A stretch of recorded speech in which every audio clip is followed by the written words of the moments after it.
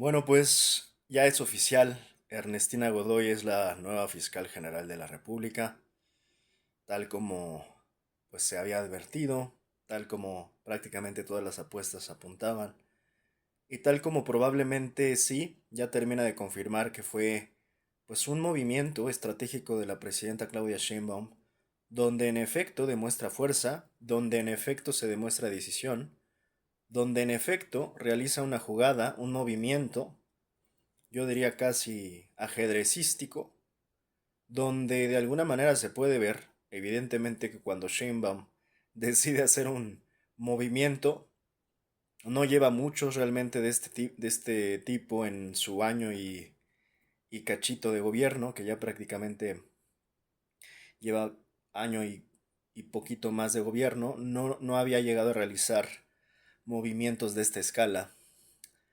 Y eso evidentemente es un mensaje poderoso porque no hace muchos, pero cuando los hace, cuando realiza movimientos de este estilo, evidentemente acabamos de probar que son movimientos de mucho poder.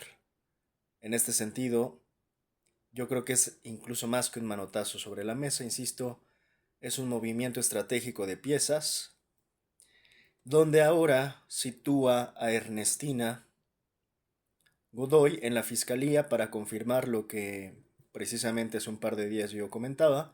Lo que se buscaba era hacer esta especie de fórmula, repetir la fórmula que tenían en la Ciudad de México, en, en esta triada de Sheinbaum, Harfush y ahora Ernestina Godoy. Una fórmula que repiten, una fórmula que ya ha sido probada y que dio buenos resultados. Evidentemente en todo este proceso, pues hubo una buena cantidad de opiniones y opositores que hablaron de que fue, me encantó este término que les encantó repetir hasta el cansancio, que fue un proceso desaseado. Chécate quiénes vienen a hablar de procesos desaseados, ¿no? Ahora exigiendo pulcritud procedimental en prácticamente todo, insisto, muy exigentes ahora andan los opositores, que ahora hasta se animan a decir que el proceso fue desaseado cuando pues nunca los vimos a ellos criticar los procesos desaseados del PRIAN o los procesos desaseados que hubieron en tantos otros sexenios. De verdad que hacen el ridículo ellos mismos. eh, y de verdad yo creo que ya no pueden disimular, ¿no? Su am, aversión y su sesgo que tienen en contra de un gobierno, en contra de un movimiento político llamado Morena, que en este momento encabeza Claudia Sheinbaum y que, como ya también había llegado a comentar, simple y llanamente porque Claudia Sheinbaum es mujer, en muchas ocasiones no se le permite, por ejemplo, como una mujer con poder, llegar a hacer este tipo de movimientos que a cualquier otro hombre pudieron haberle concedido sin tanta crítica y sin haber estado, insisto, repitiendo cantaletas como esta, ¿no? De un procedimiento desasiado, porque a los hombres, insisto, sí se les permite hacer todo tipo de atropellos, tropelías cuando están en el gobierno, pero no a una mujer presidenta. La mujer presidenta no puede hacer sus propios movimientos. Una mujer con poder parece ser que no se le permite ejercerlo a su manera. Y sí, vamos a decirlo claro, teniendo que mover las fichas a su conveniencia, como ella decida mover esas piezas, porque insisto, al final no olvidemos, para eso también elegimos una presidenta, y me parece correcto que ella mueva sus piezas, y que sí, le genere úlceras a tantos, urticaria a tantos que se rasgan las vestiduras ahora porque una mujer con poder ejerce las mismas cosas y las mismas formas que otros hombres en otros gobiernos a los cuales a esos hombres no se les criticó nunca, pero ahora sí se sienten con el derecho y la exigencia de poderle pedir a Claudia Sheinbaum que ella sí se porte de la mejor manera, que los procedimientos los haga de la mejor forma, que sea prácticamente todo bien hecho, inmaculado en su gobierno, porque no puede tener además ni un solo error, porque ya he comentado también porque es una mujer con poder, simple y llanamente por ser mujer. Cada error se le cobra doble y por momentos parece que nunca es suficiente y nunca será suficiente probablemente lo que haga Sheinbaum porque nada los va a tener contentos. En este sentido, pues hay que irnos acostumbrando que una mujer con poder puede hacer sus propios movimientos, tomar sus propias decisiones. Y enhorabuena que Sheinbaum tome decisiones más allá del qué dirán de muchos que, insisto, no pueden soportar a una mujer con poder y a una mujer que está dispuesta a ejercer ese poder y que para eso fue electa. En este sentido, Claudia Sheinbaum demuestra eso, demuestra decisión, demuestra fuerza, demuestra contundencia y demuestra que cuando en efecto da un golpe sobre la mesa, todo se cuadra. Y eso es una demostración de poder. En este sentido, como decía, pues ya es oficial que más allá de que haya sido un proceso desaseado o no, hecho, hecho está. Y la nueva fiscal oficialmente es Ernestina Godoy. Em, Hoy voy a hacer un análisis, esperemos no tan extenso, tampoco será tan breve, sobre un programa que me pareció bastante interesante, donde se tocó precisamente la remoción de Alejandro Gertz Manero. Esto fue en N+, en el programa de Leo Zuckerman, llamado La Hora de Opinar. Por cierto, y aprovecho, creo que es buen momento para comentar, que si bien tengo claro, y de aquí pues he hablado hasta el cansancio, que tenemos que tener identificados los intereses de la prensa corporativa, hablo demasiado de cómo opera el cuarto poder, no solo en México, sino en el mundo, la propaganda, los intereses, los poderes fácticos, en fin. Teniendo eso claro, sí quiero reconocer, porque, insisto, yo soy el principal crítico de la prensa corporativa, sí quiero reconocer, perdón, el caso de Leo Zuckerman. Leo Zuckerman, que claramente es un comunicador de la prensa corporativa, que por cierto me parece relativamente decente en comparación a otros comunicadores eh, opositores o antimorenistas, me parece decente el nivel que maneja Leo Zuckerman y lo reconozco. También reconozco a Leo Zuckerman particularmente, precisamente que es de los pocos de esta prensa corporativa opositora que abunda y que es además en general de muy mal gusto, como los Loret de Molas, los Cretinus, los Latinus o los Alasrakis y compañía, porque hay muchísimos en esos niveles tan aberrantes.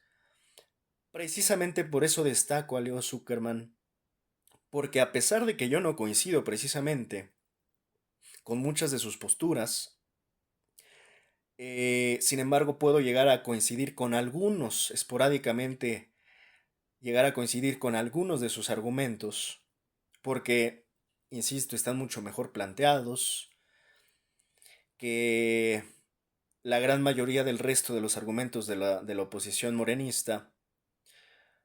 Lo que quiero destacar es que precisamente Leo Zuckerman le reconozco, primero que afortunadamente eleva los niveles del debate, además los propicia en su propia mesa y me parece que ha tenido varias mesas muy interesantes al respecto de diversos temas, donde realmente se ve un debate de mejor nivel, que es algo que creo que sí le hace falta a México, y también se lo reconozco a Leo Zuckerman, que permita hasta cierto punto también no solo elevar el nivel, sino el contraste verdadero de ideas y de posturas y de ideologías, donde sí se pueden llegar a contrastar, ¿no? Posturas, argumentos.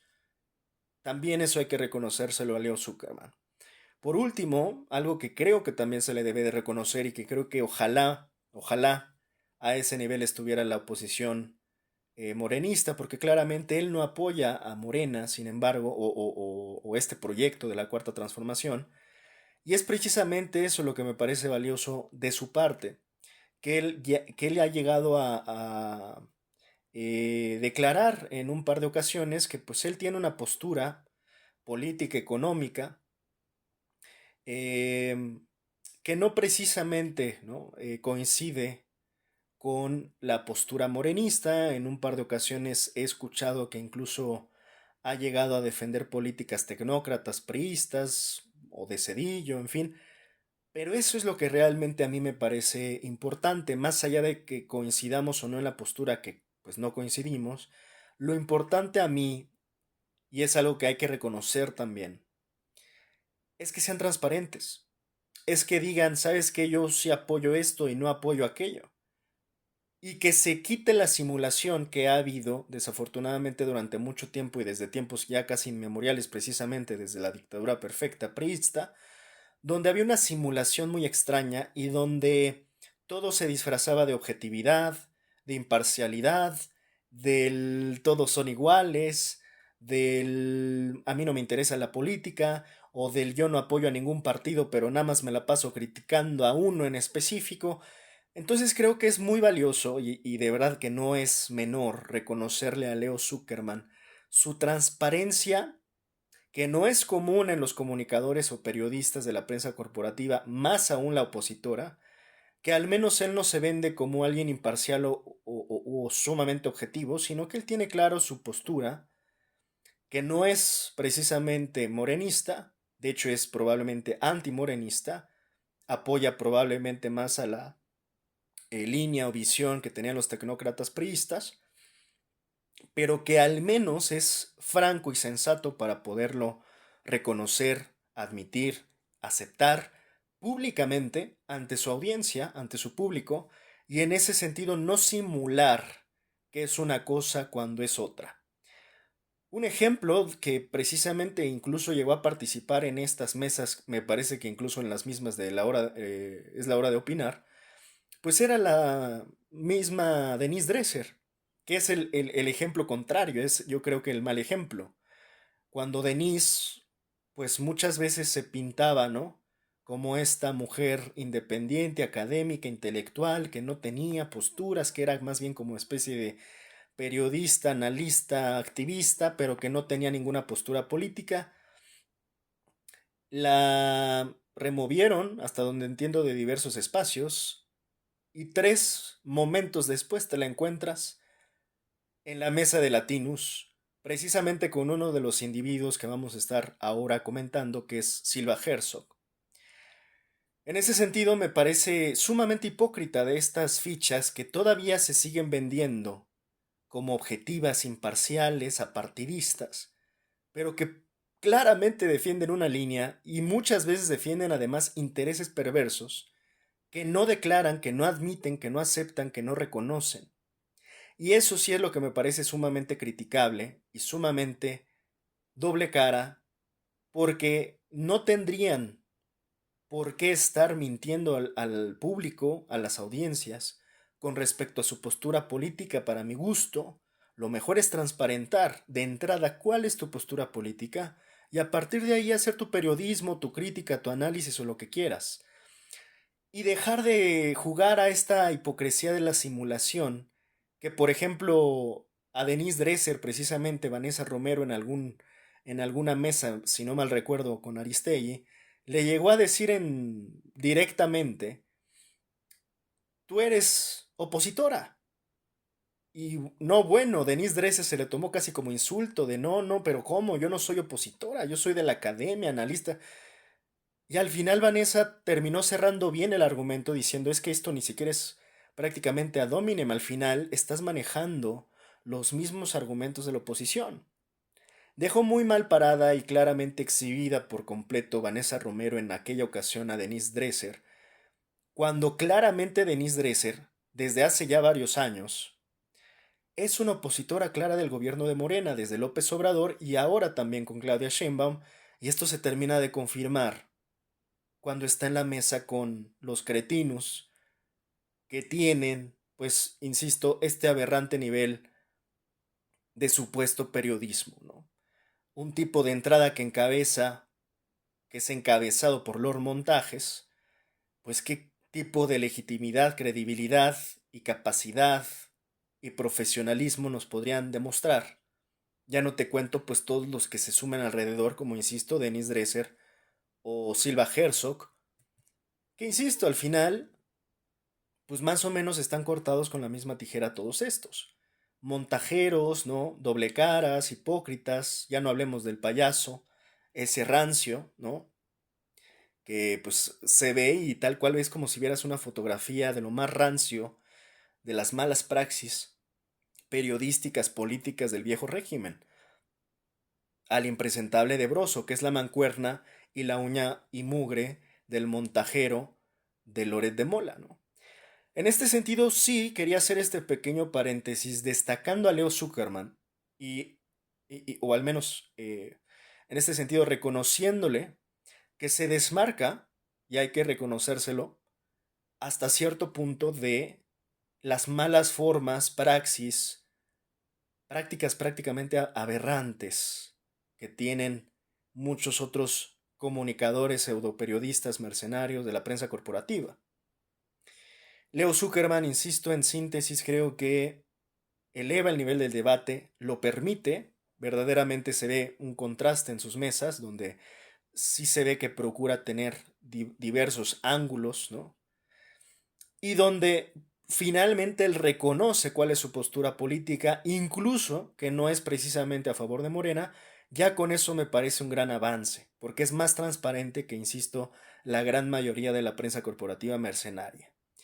Tan transparente que incluso puede estar, o sea, totalmente en contra de lo que a veces llega a invitar. Por ejemplo, me parece que nada más y nada menos ayer invitó a un miembro, al parecer ahí como, pues muy ligado a María Corina Machado, ¿no? Donde claramente Leo, pues, insisto, se ve que respeta a María Corina y es algo en lo que estoy total y absolutamente en contra porque, pues, insisto, tenemos muchos una opinión muy clara sobre lo que representa María Corina Machado, lo cual, insisto, es una total diferencia política, donde muchos vemos a María Corina como una persona ilegítima en su lucha, mientras que pues Leo Zuckerman probablemente incluso hasta la admira, ¿no? Mientras que otros vemos a María Corina como pues un fraude y como alguien que de alguna manera casi de manual está repitiendo las formas en que se termina interviniendo al mismo país. En este sentido vendría siendo la Lili Telles venezolana, ¿no? Lo que parece ser que ahora quiere hacer Lili Telles en México, bueno, es lo que de alguna manera más o menos estuvo haciendo María Corina Machado en Venezuela. Estos caballos de Troya, ¿no? Que se venden como quieren salvar a Venezuela o a México a través de los Estados Unidos y su intervención. Entonces en eso podemos tener diferencias políticas. Yo no soy de los que, por ejemplo, insisto, apoye que él apoya a ese tipo de miembros o personajes. Sin embargo, sigo reconociendo los tres puntos que empecé comentando, ¿no? Ahora sí que, dicho lo anterior, pasemos a analizar brevemente esta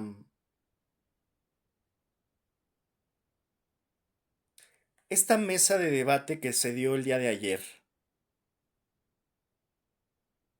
sobre el tema del fiscal. Leí tu artículo. Sobre el tema del fiscal. Lo voy a ir poniendo aquí. Vamos a ir viendo, entreviendo y escuchando el audio, ¿ok? Hola Leo, buenas noches. Leí tu artículo en... Por cierto, sí quiero destacar que aquí, de esta mesa de debate particularmente,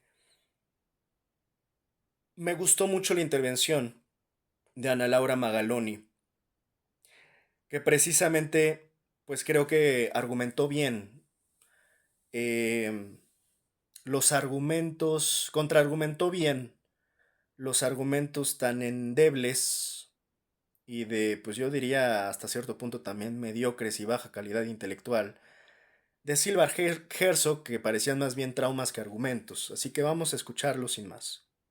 En el Reforma, tú pues lo vienes diciendo desde hace mucho tiempo, más que un tema de las autonomías, es un tema de reestructurar esas instituciones. Pero bueno, ¿cómo viste esta decisión de remover? Porque estamos de acuerdo que lo removieron, ¿no? O sea, no, sí, nadie se cree esa historia de que no, y se le dieron una bajada de reducción, ¿no? Sí, sí. Sí, a mí me da mucho gusto que hayan removido a Gertz Manero. Sí. A mí me parecía que ese personaje se debía haber removido muchísimo antes solamente por cómo llevó su gestión. Sí. O sea, solamente ver a un fiscal capaz de usar la fiscalía para vengarse de su cuñada y meter a la hija a la cárcel y no tener ningún pudor. Sí. Inventándose un nuevo concepto jurídico, además. O sea, es que yo solamente me quedo impresionada de que alguien que tiene ese poder lo use tan burdamente de esa manera. Sí. Y entonces nos llena de miedo. Y algún día lo comentamos Blanca y yo, decimos, qué miedo. O sea, si es capaz de hacer esto, ¿quién no hará contra cualquiera de nosotros que lo critique, que haga algo? Entonces a mí me da mucho gusto que lo hayan removido. Y claro que nos lleva a una vieja discusión, y que creo que es en el corazón lo que trae la remoción de Gertz Manero, es quién debería de designar al fiscal. ¿Y por qué? ¿Y de qué se trata esta vieja discusión de la autonomía? Pero cuando yo vi que lo que protegía la autonomía era un personaje como Gertz Manero, y que cuando vas al proceso, lo único que construimos de autonomía fue un sistema de nombramiento que es súper barroco e inútil, porque a la final la presidenta va a tener siempre la última palabra. El sistema quedó tal, o sea, 10 hace una lista de 10 el Senado. Haya o no las mayorías que tenga. O sea, con que el presidente va a meter ahí a sus 3 candidatos. Sí, la lista de 10 se la mandan a la presidenta hace una terna, tres y el Senado escoge una. Me recordó a la Suprema Corte, porque yo, como ustedes saben, o sea, siempre estuve cerca de llegar a la Suprema Corte. Y esa designación de 3, ese lugar dice que la terna. Sí. La terna es un lugar perversísimo. Sí. Porque la terna no hace que el presidente o presidenta defienda a su candidato o candidata. Al revés, los pone, sus preferencias. Y parece que la preferencia es de otra, pero en realidad la preferencia es de la presidenta. Y eso no, en mi opinión, no construye autonomía. La distancia entre el Ejecutivo y la Fiscalía me parece que pone en riesgo temas de gobernabilidad en temas de seguridad pública. Lo que realmente construye autonomía, a mí me parece, siempre lo he dicho, es construir una institución más ordenada, más capaz, con más capacidades. Esa es la autonomía de la Fiscalía. La Fiscalía es que la Fiscalía empiece... Y eso no se construyó con Eso nunca, no, pero no se construyó con Gertz, no se construyó nunca. Sí. Y si yo puedo decir, una institución que pasó del régimen autoritario a la transición democrática, a este número intocable, es la Fiscalía. ¿Y qué esconde esa Fiscalía? ¿Por qué esa acaba siendo una pieza central de la forma en la que se ejerce el poder en México? A mí me parece que es importante contestarlo antes de seguir discutiendo autonomías, para poder entender qué es lo que queremos demandar de esa institución. Me parece fundamental la coordinación entre policías y Fiscalía para que alguna estrategia de seguridad tenga éxito. Y todo está puesto en este engranaje raro de autonomía, sino a que no suceda. Y eso no nos conviene a nadie. Y ahora creo que entra a colación lo que tú escribías el día de hoy, ¿no? De que las... Pues aquí Ana Laura en general empieza sintetizando muy bien varios problemas del tema de la fiscalía, comenta el tema de la autonomía a grandes rasgos, después lo sigue extendiendo y habla también de este tema de la importancia de la coordinación. Voy a dejar todavía correr el video para seguir escuchando a Ana Laura, ¿no? En este momento es cuando entra la opinión, insisto, endeble y mediocre, para mi gusto, de Silva Herzog, que más que opinión o argumento me parece que revela traumas y fantasmas o paranoias que pues traen muchos opositores, que son los mismos opositores que pues ni se ponen de acuerdo porque primero decían hace unos meses que saliera Gertz Manero, ahora no les gusta que salga Gertz Manero, ahora hasta lo defienden a Gertz Manero, ahora pareciera que así como hicieron la marcha del INE no se toca, ahora quieren hacer la de casi en sus cabezas la de Gertz Manero no se toca, y por supuesto que no les va a gustar que llegue Ernestina porque pues habrá que ver, en una de esas tienen trapitos y algunas deudas que cobrar, y sobre todo deudas con la justicia que pagar. Porque puede que por ahí vengan los miedos, ¿no? El miedo no anda en burro, dicen por ahí. Instituta, pues es Ernestina Godoy, y tú haces un recuento de que, pues a ver, ¿quién es Ernestina Godoy? ¿No? Pues sí, a Ana Laura le daba miedo Gertz Manero, y a mí, por supuesto que me da miedo Gertz Manero, a mí me da igualmente miedo Ernestina Godoy, porque su paso por la Fiscalía de la Ciudad de México también es un escándalo. Llegó a través de un mecanismo en donde se cambia la ley para favorecer... O sea, yo creo que hay una complicidad, etcétera, etcétera. Pero, por ejemplo, yo sigo muy distinto a alguien que está puesto de poner la Fiscalía al servicio de cualquier poder político. Porque si ves el pasado... Ahí ustedes mismos pueden checar el video completo en el canal, donde, insisto, aparece completo el trauma que durante todo el programa es lo único que revela el pelón de Silva Herzog.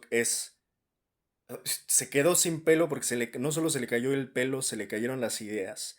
No hay más que trauma en sus argumentos.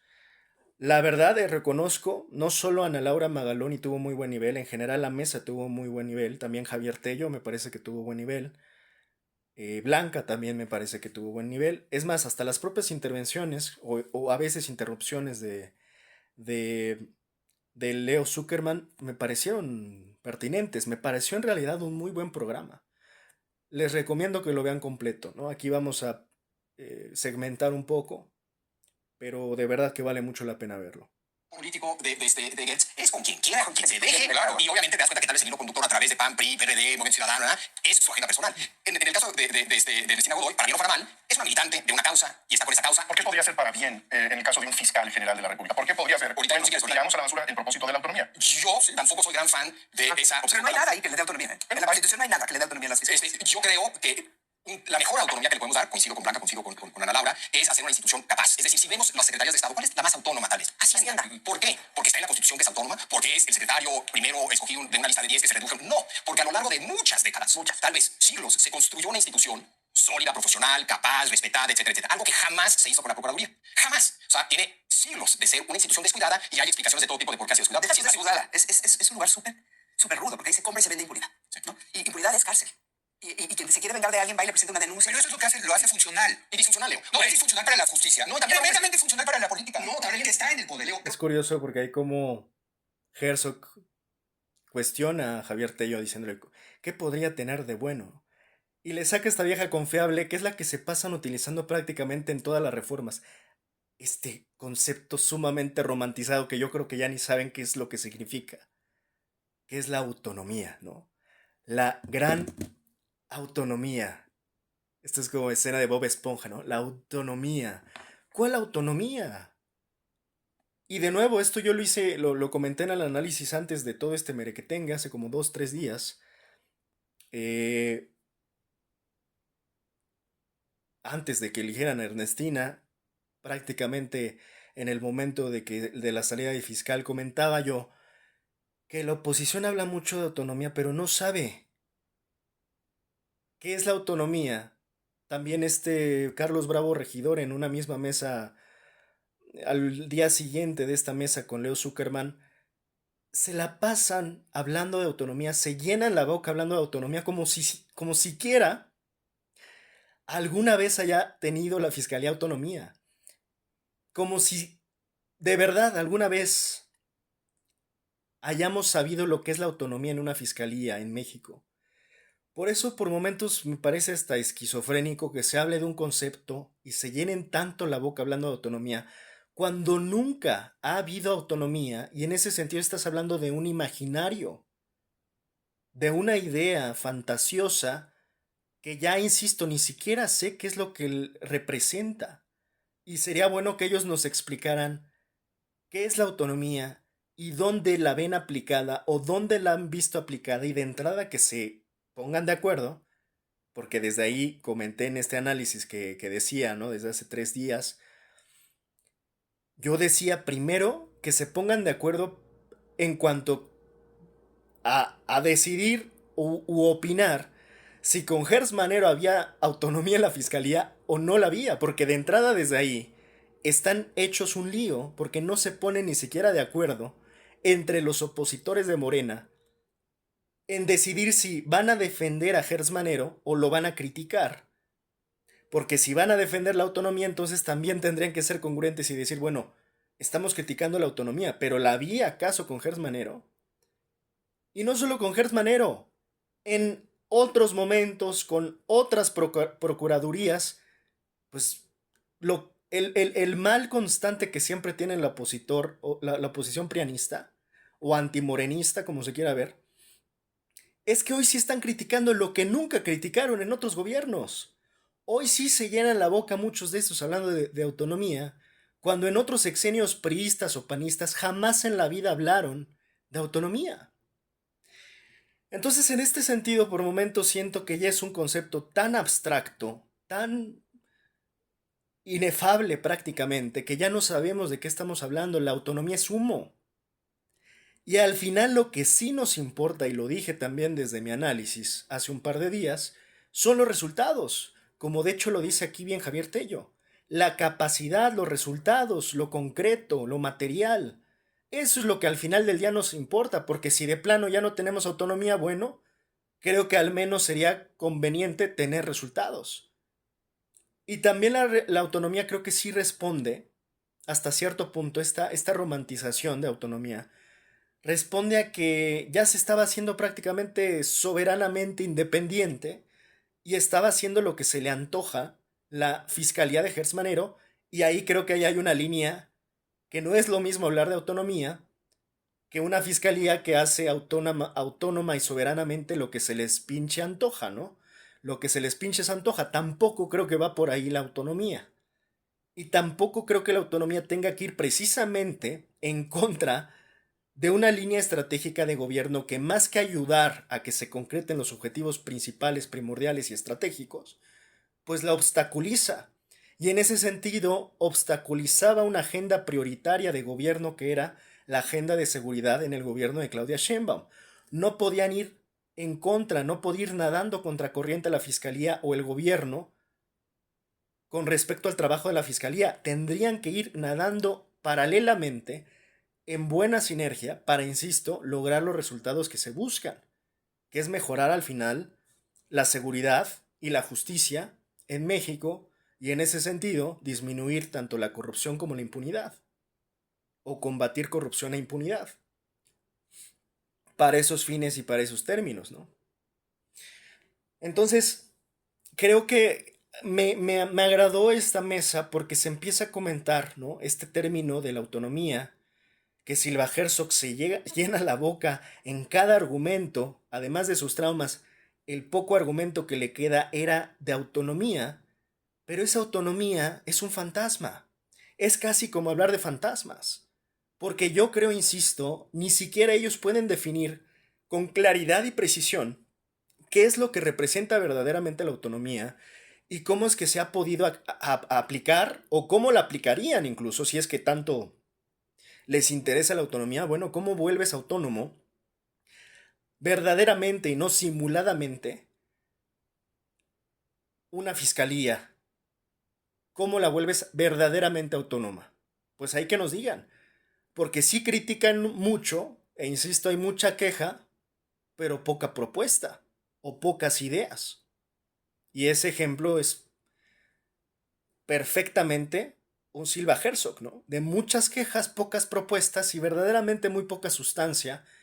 Siempre han disfrazado mucho a estos intelectuales de la prensa corporativa como los más brillantes, pero insisto, se les cae el pelo, y con el pelo también se les caen las ideas, como el propio Silva Herzog. También ahí hay simulación. También hay simulación en este supuesto intelectualismo.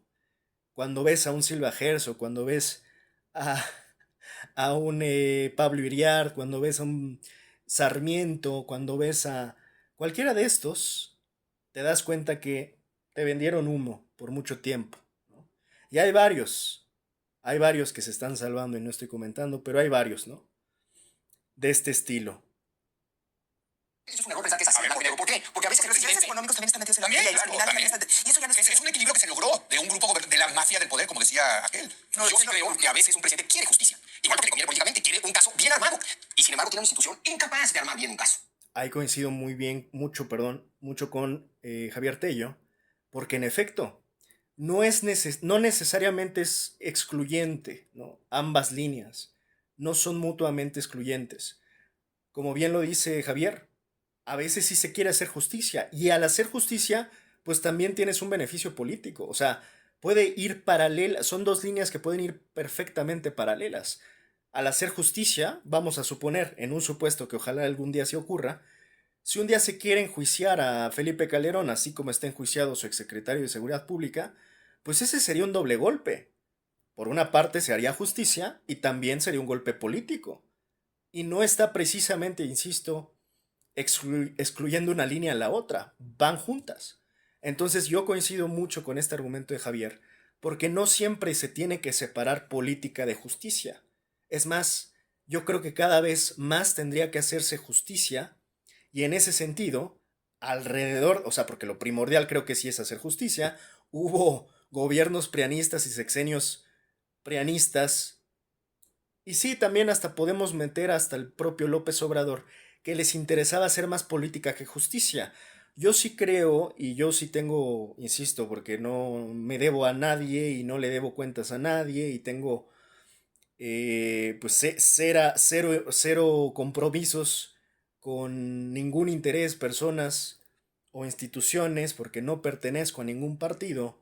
y no en ese sentido no tengo ningún costo político y tengo la libertad de decir tal cual lo que pienso, con absoluta libertad, que López Obrador, en el caso de Ayotzinapa, creo que sí dejó muchos temas pendientes y deudas de justicia pendientes, que yo mismo he analizado ya aquí.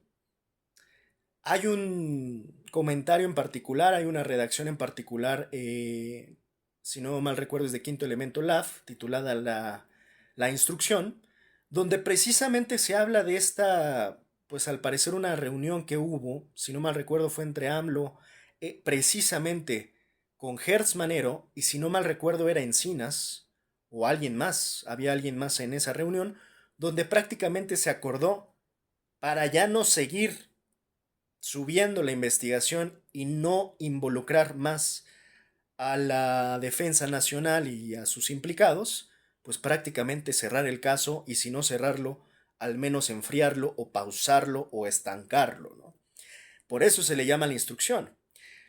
En este sentido, creo que me parece muy interesante también la línea que vaya a empezar a tomar la presidenta Claudia Sheinbaum a partir de la designación con Ernestina.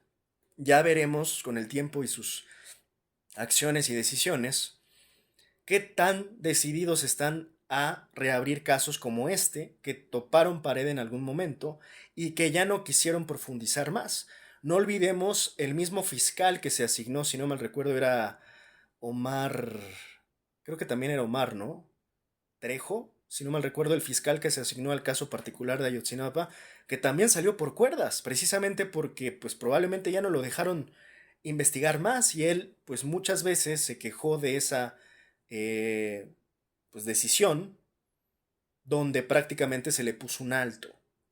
En este sentido, y ahí sí creo que puede haber alguna cosa bastante interesante, si ya de por sí creo que a estas alturas la presidenta Claudia Sheinbaum ha demostrado hacer un gobierno a su manera, con sus decisiones, ya tomando no solo decisiones tan importantes como la política económica o la política de seguridad, sino ahora tomando este tipo de decisiones que ya tienen implicaciones y alcances que sin duda pueden incluso contrarrestar las decisiones ya directamente que tomó, ya olvidemos incluso los sexenios perenistas, sino las mismas decisiones que llegó a tomar el propio López Obrador.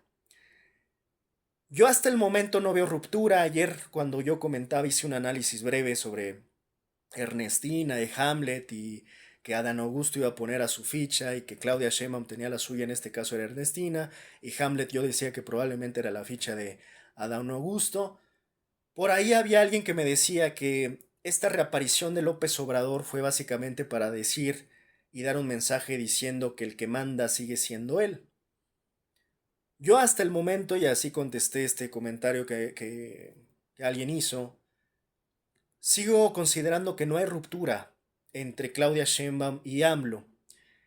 Eh, También en este comentario me dijeron que quien sigue mandando es López Obrador, y hay muchos en la oposición que yo hablaba y necesito todavía hacer este análisis sobre la ruptura, que lo haré en estos próximos días, ya particularmente. Pero a grandes rasgos, pues yo sigo considerando que no necesariamente porque Sheinbaum esté tomando sus decisiones con firmeza, necesariamente implica una ruptura con López Obrador. Sin embargo, sí creo también, y justamente por lo que yo decía, que ya empiezan a haber decisiones y tal vez líneas más sensibles, donde puede que esa frontera se empiece a hacer cada vez más delgada. ¿A qué voy? No, o sea, yo de momento creo que no hay una ruptura y creo que no hay motivos de momento para pensar en ella. Sin embargo, pues en la política pasan muchas cosas. Esto no precisamente puede asegurar que nunca vaya a haber una ruptura. Y por eso me refiero al caso de Ayotzinapa, porque es uno de los casos que yo siempre he dicho es emblemático en el gobierno de AMLO, pero no precisamente a favor, sino que al final quedó igual estancado. Y que no estuvieron conformes los padres claramente, porque pues fue un caso que quedó así como que al aire prácticamente.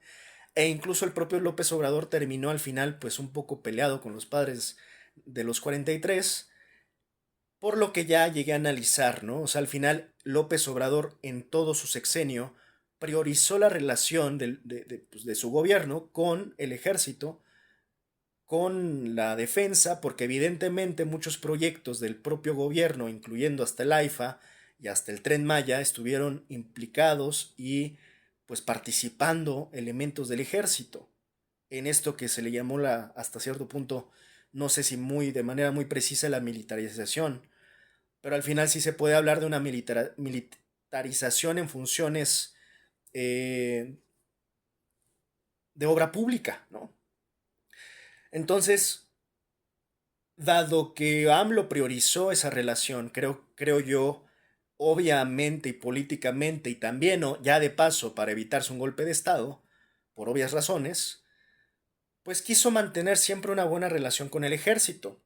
No es menor que también ahora, por ejemplo, Claudia Sheinbaum, con esta denuncia que se hizo y que de hecho comentan en algún momento en la propia mesa, del almirante, que también creo que a muchos nos sorprendió porque es de las raras ocasiones en que se llega a ser como una especie de denuncia a la propia institución y se persigue de alguna manera eh, esto que, por ejemplo, no hizo López Obrador, ¿no? De investigar más al ejército, parece ser que ya empiezan a haber señales que puede que Sheinbaum sí esté dispuesta a investigar elementos del ejército, de la marina o de lo que sea. A esas alturas, si es capaz de investigar ese tipo de elementos, y creo que de alguna manera también dio un mensaje, pues yo creo que si es capaz de investigar a una fuerza, y que hay que entender que la institución es muy poderosa también, ¿no? La Secretaría de la Defensa Nacional, rara vez se toca al ejército, rara vez se investiga, es una institución muy paradójica, ¿no? Muy bipolar, porque por una parte se le admira y sí hay que tener admiración por muchos elementos de la defensa, del ejército y demás, pero por otra parte también reconocer que pues es muy opaca, muy poco transparente, hay corrupción por supuesto que nunca hemos podido investigar porque siempre ha sido una institución sumamente cerrada y por ahí un argumento que, si no mal recuerdo, hasta la propia presidenta ha llegado a decir es que el hecho de investigar y de transparentar fortalece al ejército, no lo debilita. A diferencia de personas que piensan que investigar va a debilitar el ejército, yo soy de la idea también de que hacer investigaciones fortalece el poder y la legitimidad de una institución, eh, de estas instituciones de las Fuerzas Armadas Mexicanas. Yo por eso creo que es esto, por ejemplo, esta discordia que podría llegar a haber entre las dos líneas, que aquí sí ya creo que, insisto, pueden tocar temas sensibles, sí podría llegar a generar en algún momento, no hoy, pero en algún momento, dependiendo qué tanto se cruce, alguna especie de ruptura entre Sheinbaum y AMLO, que de momento no la veo próxima, pero por eso es que creo que se tendrá que ser muy habilidoso políticamente hablando, en este caso la presidenta, para poder hacer investigaciones inéditas que yo creo que sí son urgentes y necesarias en este país, en otras palabras, de realmente buscar justicia en todos los ámbitos, sectores e instituciones de nuestro país, sin importar que se llamen Sedena, por ejemplo, con tal de, insisto, transparentar. Por otra parte, puede que AMLO, y eso solo lo sabrá él, esté a favor o en contra de esas decisiones y puede que toque algunos intereses o pues preferencias que tal vez AMLO tendría en cuanto a qué hacer y qué no hacer, y ahí es donde creo que se podría llegar a suscitar una especie de ruptura. Pero no solo Sheinbaum tiene que ser muy hábilmente política para conservar ese cuidado, sino que evidentemente ahora hay unas fuerzas externas muy poderosas que hemos comentado ya en varias ocasiones, todo lo que está pasando con Trump, todo el tema de la amenaza de la intervención en la región y donde evidentemente no solo Venezuela y Colombia, también México es susceptible a ese tipo de amenazas o intervenciones, pues no olvidemos que ellos tienen un catálogo para elegir de qué manera pueden intervenir, ¿no? A veces se piensa que nada más puede ser a través de intervención armada o... No, pues al final también está la posibilidad precisamente de los golpes de Estado o de desestabilizar a los gobiernos. Por eso creo que en esta entramado y revoltijo de sucesos que se están dando, es también peculiar que López Obrador haya comentado en su reaparición esas tres posibilidades en que él saldría a la vida pública de nuevo, a la vida política, ¿no? Y es peculiar que precisamente haya mencionado el golpe de Estado, que ataquen a la presidenta Sheinbaum, que haya un atentado en este sentido con la democracia, o eh, no me acuerdo cuál otra, si no es que estas eran las tres, pero esas son las dos importantes que justamente creo que son particularmente peculiares que las haya mencionado y que también Sheinbaum en la misma mañanera de alguna manera como entre risas dijera, no, pero no, eso del golpe de Estado no va a pasar. Qué curioso, porque ahí pareciera que sigo pensando yo, que no hay ruptura.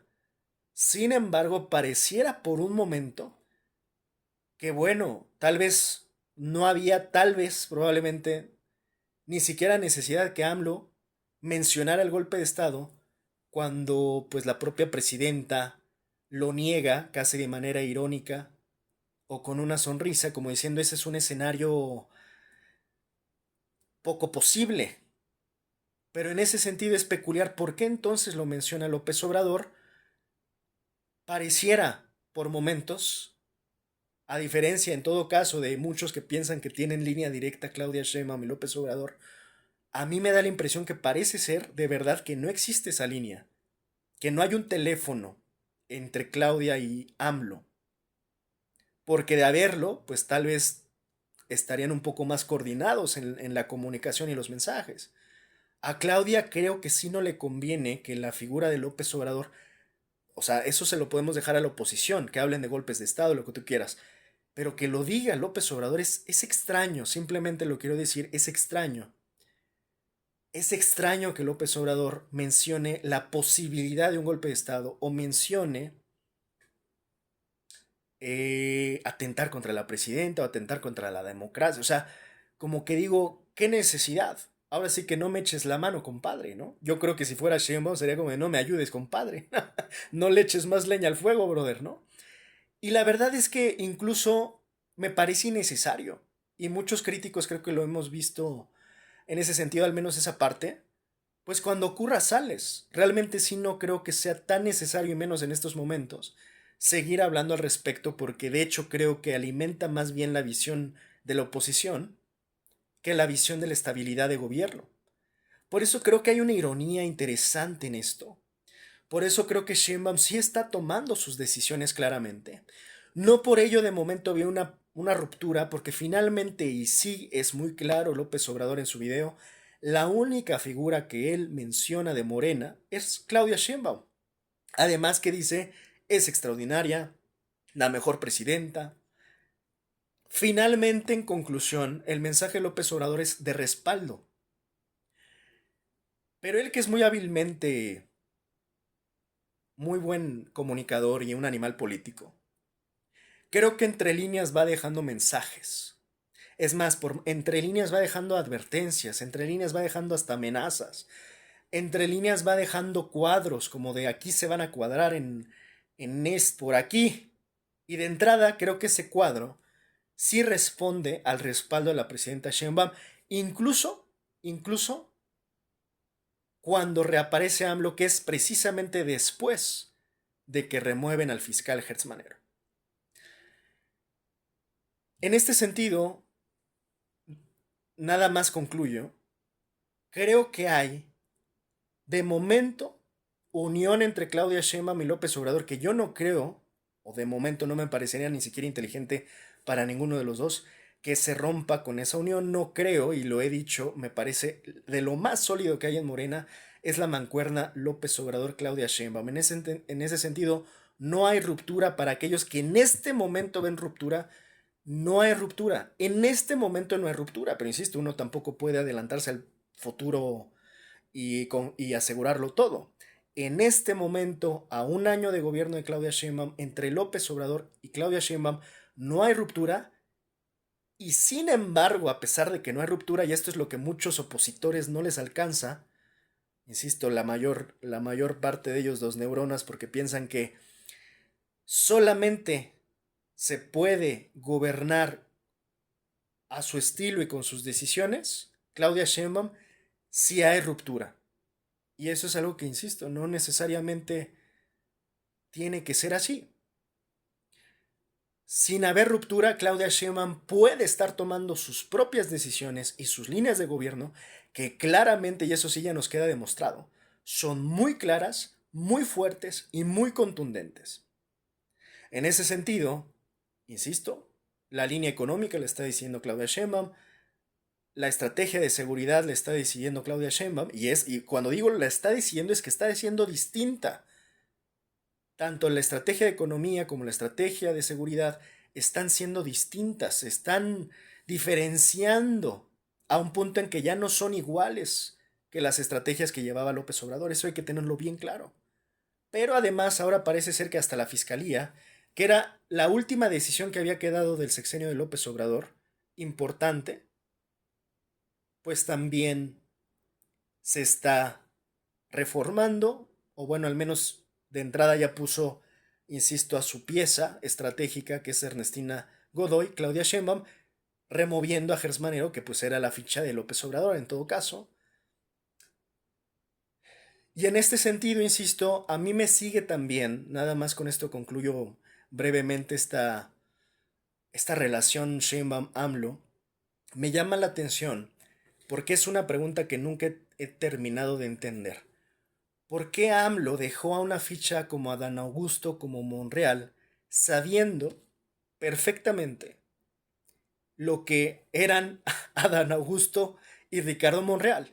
Un Ricardo Monreal que de entrada ya había tenido hasta conflictos políticos con Claudia Sheinbaum para el tema de la Ciudad de México cuando contendieron, y un Adán Augusto que claramente cada que ha podido ha hecho también lo que ha querido en el gobierno de Claudia Sheinbaum, por momentos poniéndole el pie, por momentos de todos estos que quedaron como figurines, hasta Luis Alcalde, el Andy, Adán Augusto, Ricardo Monreal, que en algún evento ni siquiera llegaron a saludar a la presidenta. Bueno, no la vieron porque andaban distraídos tomándose fotos. Esas cosas que parecen menores a veces no lo son tanto, y a veces sí demuestran que ellos andaban como que queriendo hacer lo que se les antojaba. Ya no hablemos de los Noroñas, ¿no?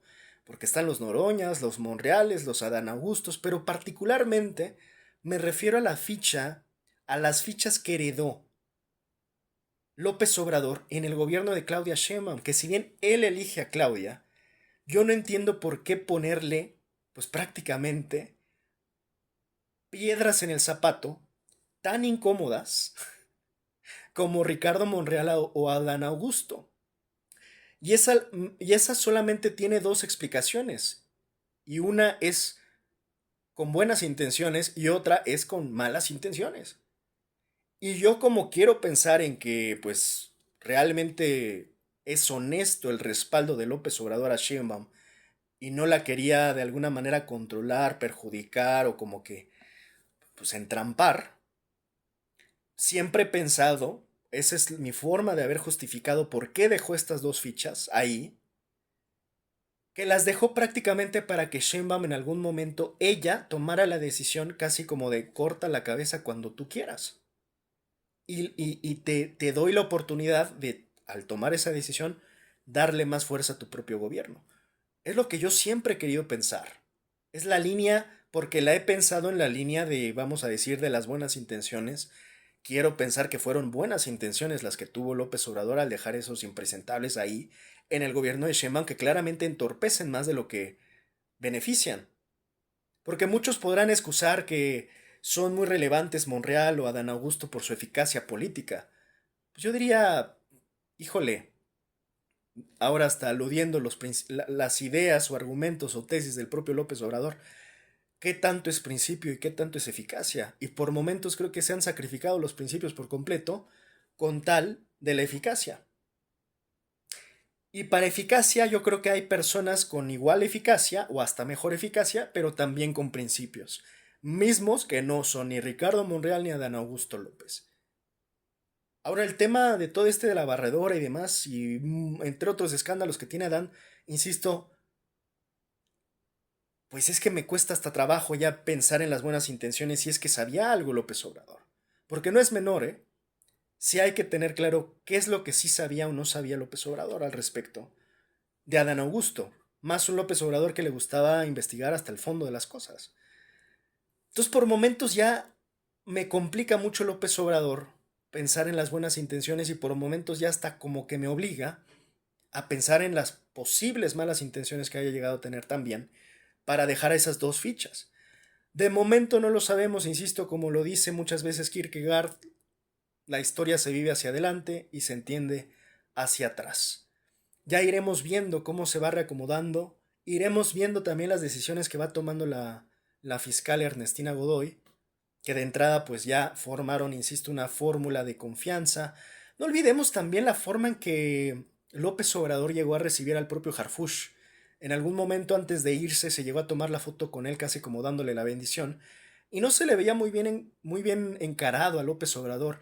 Por eso es que me llama la atención porque yo no sé si a sus otros confidentes como Ricardo Monreal o Adán Augusto también los dejó como para controlar a Claudia Sheinbaum y casi hacer una cosa bien extraña y perversa de que todos se controlen, ¿no? De que Sheinbaum los controle a ellos, de que ellos controlen a Sheinbaum y bueno, eso me parece hasta cierto punto maquiavélico.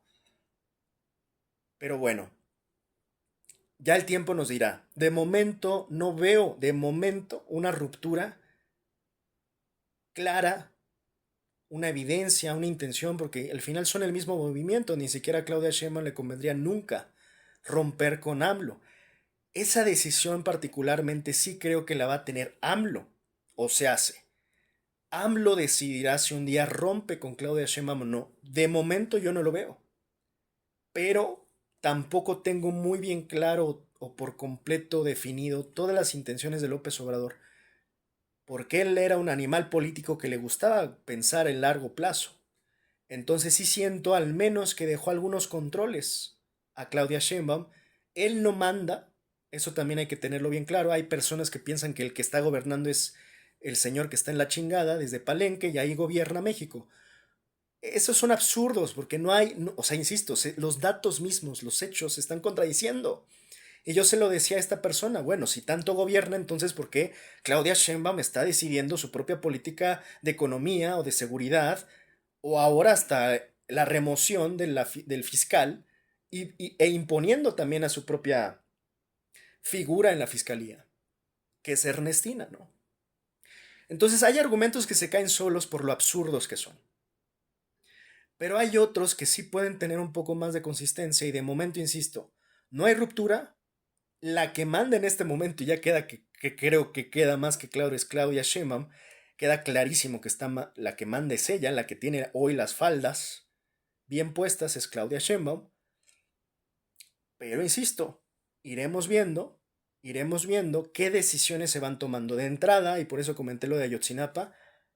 Por ahí leí que ya hasta se estaba como que retomando el caso, que había hasta intenciones de volverle a llamar al GIEI o a algunos miembros del grupo de expertos.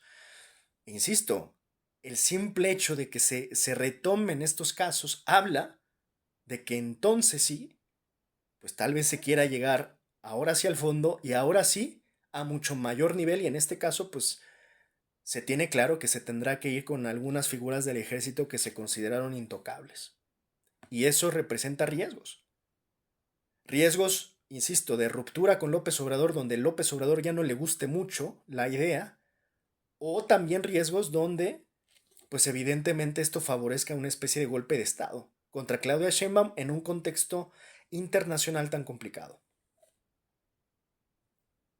Entonces, sí, a veces quiere usar la fiscalía para propósitos políticos, le funciona de maravilla. Pero cuando de repente la quiere usar para armar bien un caso, no puede. Por cierto, yo recuerdo que tú aplaudías al procurador, ¿cómo se llama? El procurador que hizo la investigación de Ayotzinapa, el de ya me cansé. Caram. Murillo Caram. No, decías, esto sí fue una buena investigación. Lo que a la postre resultó que otra vez utilizaron políticamente ese caso. Yo creo que la mitad de la investigación también se sostiene. La mitad de la investigación, yo creo que en parte, en efecto, hubo una buena investigación. Es decir, a veces sí quieres esa capacidad. Y no... Bueno, ahí sí es el único argumento que no me pareció muy de mucho sustento de Ana Laura, pues es que ahora vamos a estar regateando mitades de investigaciones o cómo, ¿no? No, a ver, la investigación se sostiene o no se sostiene, no un cuarto de la investigación se sostiene, no la mitad, no tres cuartos, ¿no? O sea, no vamos a estar regateando, insisto, cuánto de la investigación de Murillo Karam, que es un corruptazo, se sostiene. Cuando de entrada una de las cuestiones fundamentales como el tema del basurero de Cocula y demás, o sea, han estado perfectamente, la bolsa esa que había en el río, más ya no hablemos del tema de Tomás Herón y todo lo que hubo ahí, o sea, fue nefasta la investigación y no hay forma de justificar al procurador Murillo Karam, ni a Tomás Herón, ni a esa pésima investigación que en efecto, hasta si les tomamos la palabra y concedemos que la mitad de investigación está bien, pues entonces la mitad de la investigación está mal. Y la mitad de la investigación no nos digan que es menor. Y eso pregúntenselos a los del GIEI en sus múltiples informes, donde evidentemente hicieron consistente y recurrentemente críticas a las investigaciones y que esas mismas investigaciones de la Procuraduría habían entorpecido y complicado, por supuesto, pues lograr una investigación sólida, consistente y no por mitades, ¿no? Entonces, el único argumento que ahí sí no comparto con Ana Laura, porque insisto, no puedes estar hablando de mitades de investigaciones, pues no podemos llegar a ese nivel de mediocridad y menos en un tema tan sensible e importante como es casi como si me dijera, pues de los 43, 26 casos estuvieron bien, los otros, pues hay más o menos, ¿no? O sea, o me das los 46, no me des 23 y 23, o sea, ¿cómo te explico? No hay forma de defender lo indefendible, no hay forma de justificar lo injustificable. No caigan en esas trampas. Es un problema político. Entonces, yo creo que A mí en me parte parece están atrapados ahí. a mí me parece que es súper importante distinguir dos funciones. La política, y esa la analizaremos, y de ahí está todo el problema del que está hablando Chucho. Y la justicia. Y la de seguridad pública y justicia. Exacto, sí. Entonces, de lo que yo sé de este bloque, Sí. cuando yo entré a fiscalías, el gran problema de fiscalías es que no hay un método de trabajo que permita hacer uso del trabajo policíaco para convertirlo en acusación. Porque desde el principio el Ministerio Público agarra control mandando oficios y evitando todo el trabajo de inteligencia de tal que hacen las policías. Cuando llegas a la escena del crimen, por ejemplo, de un homicidio, lo más importante que debe suceder es que llega inmediatamente servicios periciales, Sí. policía, Como lo vemos en los programas de y después entra el fiscal, ya cuando eso se va a judicializar. Sí. En México está todo tan mal diseñado que nunca va a haber esa coordinación entre policía y ¿Pero fiscalía. por qué está mal diseñado? Porque pesa la parte política.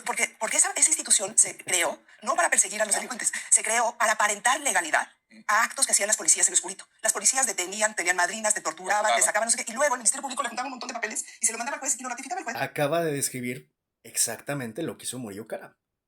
Sacando, bueno, hasta esta denuncia que se hizo contra Tomás Herón con temas de tortura. ¿Cómo sacaban el tema de la confesión? Pues torturando. Y torturando al primero que se les ocurría, ¿no? Acaba de describir lo que pasó precisamente en esa investigación que dice que la mitad sí estuvo bien. Entonces, sí es correcto lo que dice Ana Laura. Insisto, en realidad, Ana Laura dio una muy buena explicación durante todo el programa de todo este tema de complejidad de la fiscalía.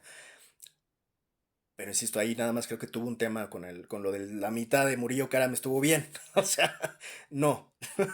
No podemos conformarnos así, ¿no? Pero es correcto lo que está diciendo aquí Ana Laura, simplemente preciso, que justo lo que describe pasó con Murillo Karam. El Ministerio Público, pero lo importante era la policía. La policía de investigación fue súper poderosa. La famosa judicial. Entonces ahora, si necesitas un método con los juicios orales y con todo lo que ha pasado, pues que cumpla con un mayor estándar probatorio. Eso no se va a lograr si la policía no puede tener Si no mal recuerdo, creo que este sistema que se trató de incorporar aquí en México es el chileno. En estos días les confirmo, pero si no mal recuerdo es así, ¿eh? Y bueno, con sus complicaciones, por supuesto. investigación previo a que el Ministerio Público agarre control. Eso no se ha resuelto en nuestro país porque no le hemos hecho una reforma profunda de fiscalías. Lo que pasa cuando colaboran las dos instituciones es que, si se fijan, la Fiscalía General ahora tiene en las áreas de inteligencia y de policía de investigación a gente de Harfush. Sí. Eso va a O sea, facilitar. gente que viene de la Policía Federal de Genaro García Luna. Y que la ventaja es que son unos profesionales de esa investigación de la que estoy hablando, no estoy hablando de la parte política. Esa, si entra bien para que los ministerios públicos puedan hacer expedientes más robustos y más técnicos, me parece que resuelve eso que tanto hablan de coordinación entre Fiscalía y Secretaría de Seguridad. Eso lo va a hacer bien Ernestina, porque ya lo hizo en la Ciudad de México con Harfush. Pero también a lo mejor va a ser bien la parte política. La parte política, creo que ese sí merece un comentario aparte, porque eso es muy característico de nuestro régimen político. Es que justo es a lo que refería y creo que Tello lo decía bien. No precisamente tendría que estar, o sea, a ver. Uno de los traumas de Chucho es probablemente que vayan contra él. O que vayan contra su patrón Loret, ¿no? Bueno, pues es que, insisto, el miedo no anda en burro. Creo que cuando muchos toman es que puede ir contra bueno, es que no estén comparando que estamos en el sexenio prianista, porque ahí sí que miedo. De momento, y por eso sí creo que tiene razón bastante Ana Laura Magaloni, y lo hemos venido insistiendo, se requieren reformas profundas a las fiscalías, todas, obviamente empezando por la Fiscalía General de la República y subsecuentemente las fiscalías estatales que están hechas un verdadero desmadre. Ahora sí que el término más académico posible que se me ocurre es ese, un verdadero desmadre. Porque lo que se busca, evidentemente, o se buscaría, es realmente reformar la estructura. Porque de nada sirve, como bien lo comenta Magaloni, estar haciendo cambios personificados de fiscalía cuando la persona no es lo más importante. Ella misma lo expone más o menos al inicio, ¿no? Al final con Hertz o con Ernestina, que podrá haber algún grado de mejoría, al final la estructura, ¿no? La coordinación, la sinergia, pues todavía puede ser muy truncada porque se requiere hacer reformas mucho más profundas para que haya un mejor funcionamiento integral. Y no olvidemos además el factor de que pues la fiscalía no, pues ahora sí que no se manda, o tal vez sí se mandaba con Hertz, pero en teoría no se manda sola, a pesar de que sea autónoma. Entonces realmente lo que hace la fiscalía es trabajar de manera coordinada con ministerios públicos, con policías de investigación, como lo comenta Ana Laura, y en ese sentido también tienen finalmente, después de la investigación, que judicializar, y para eso ya tendrán también que coordinarse con el otro poder, que es el Poder Judicial, para que, bueno, ya se hagan, como ella decía, de la investigación, acusación, sentencia, ¿no? Ese sería el círculo virtuoso que, o sea, se habla en teoría muy bonito, pero en realidad en México nunca ocurre. Hay muy pocas sentencias en México. Y muchos hablan de que, no, aquí tampoco es un debate de que deben de haber más sentencias. Así nomás no, no es que tengamos que así nomás aumentar el número de sentencias, es que deben de ser sentencias correctas, porque el problema es que en México, primeramente, no hay sentencias. Hay pocas sentencias. Y de esas pocas sentencias, pues son incorrectas. Porque tenemos a muchos sentenciados, o sea, en resumidas, tenemos a muchos culpables libres y a muchos inocentes en la cárcel. Entonces, no nada más es que aumentemos el número de sentencias como si fuera un tema estadístico, no, es que tienen que ser sentencias correctas, que los culpables estén en la cárcel y los inocentes estén libres. Porque, insisto, no tenemos sentencias, no tenemos las sentencias necesarias en México. Y esas pocas que sí se tienen están mal hechas. Y se produce este terrible fenómeno, un círculo vicioso terrible, de tener, insisto, a los culpables libres e inocentes en la cárcel. Entonces es un problema bien complejo porque realmente, pues es prácticamente como que tener que reformar todo el sistema de justicia y eso es muy ambicioso.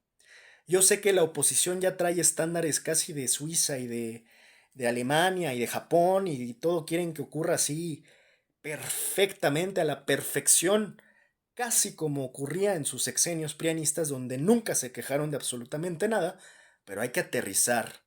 Y esta ambición, este objetivo que, por cierto, se ve que la presidenta está muy decidida en hacer cambios importantes, no es tan fácil ni es tan de la noche a la mañana que se pueda arreglar un sistema de justicia que se viene arrastrando, es fatal, desde hace tantos años, desde hace tantas décadas.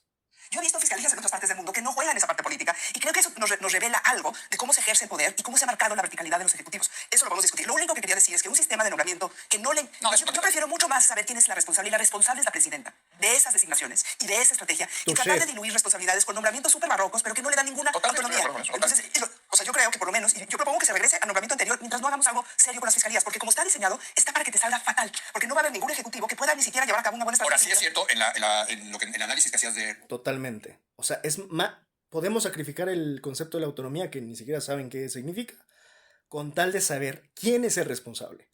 Porque lo dice perfectamente aquí Magaloni, y parafraseo, al final se diluye la responsabilidad y ya, ahora sí que se echan la bolita entre todos y ya no sabes quién es el responsable de nada. Entonces creo que en esa elección entre autonomía y autoridad clara, prefiero la autoridad clara, que en este caso haya nombres y apellidos responsables, donde incluso parece ser que hasta la propia Sheinbaum dice: yo asumo la responsabilidad de lo que haga bien o haga mal la fiscal Ernestina.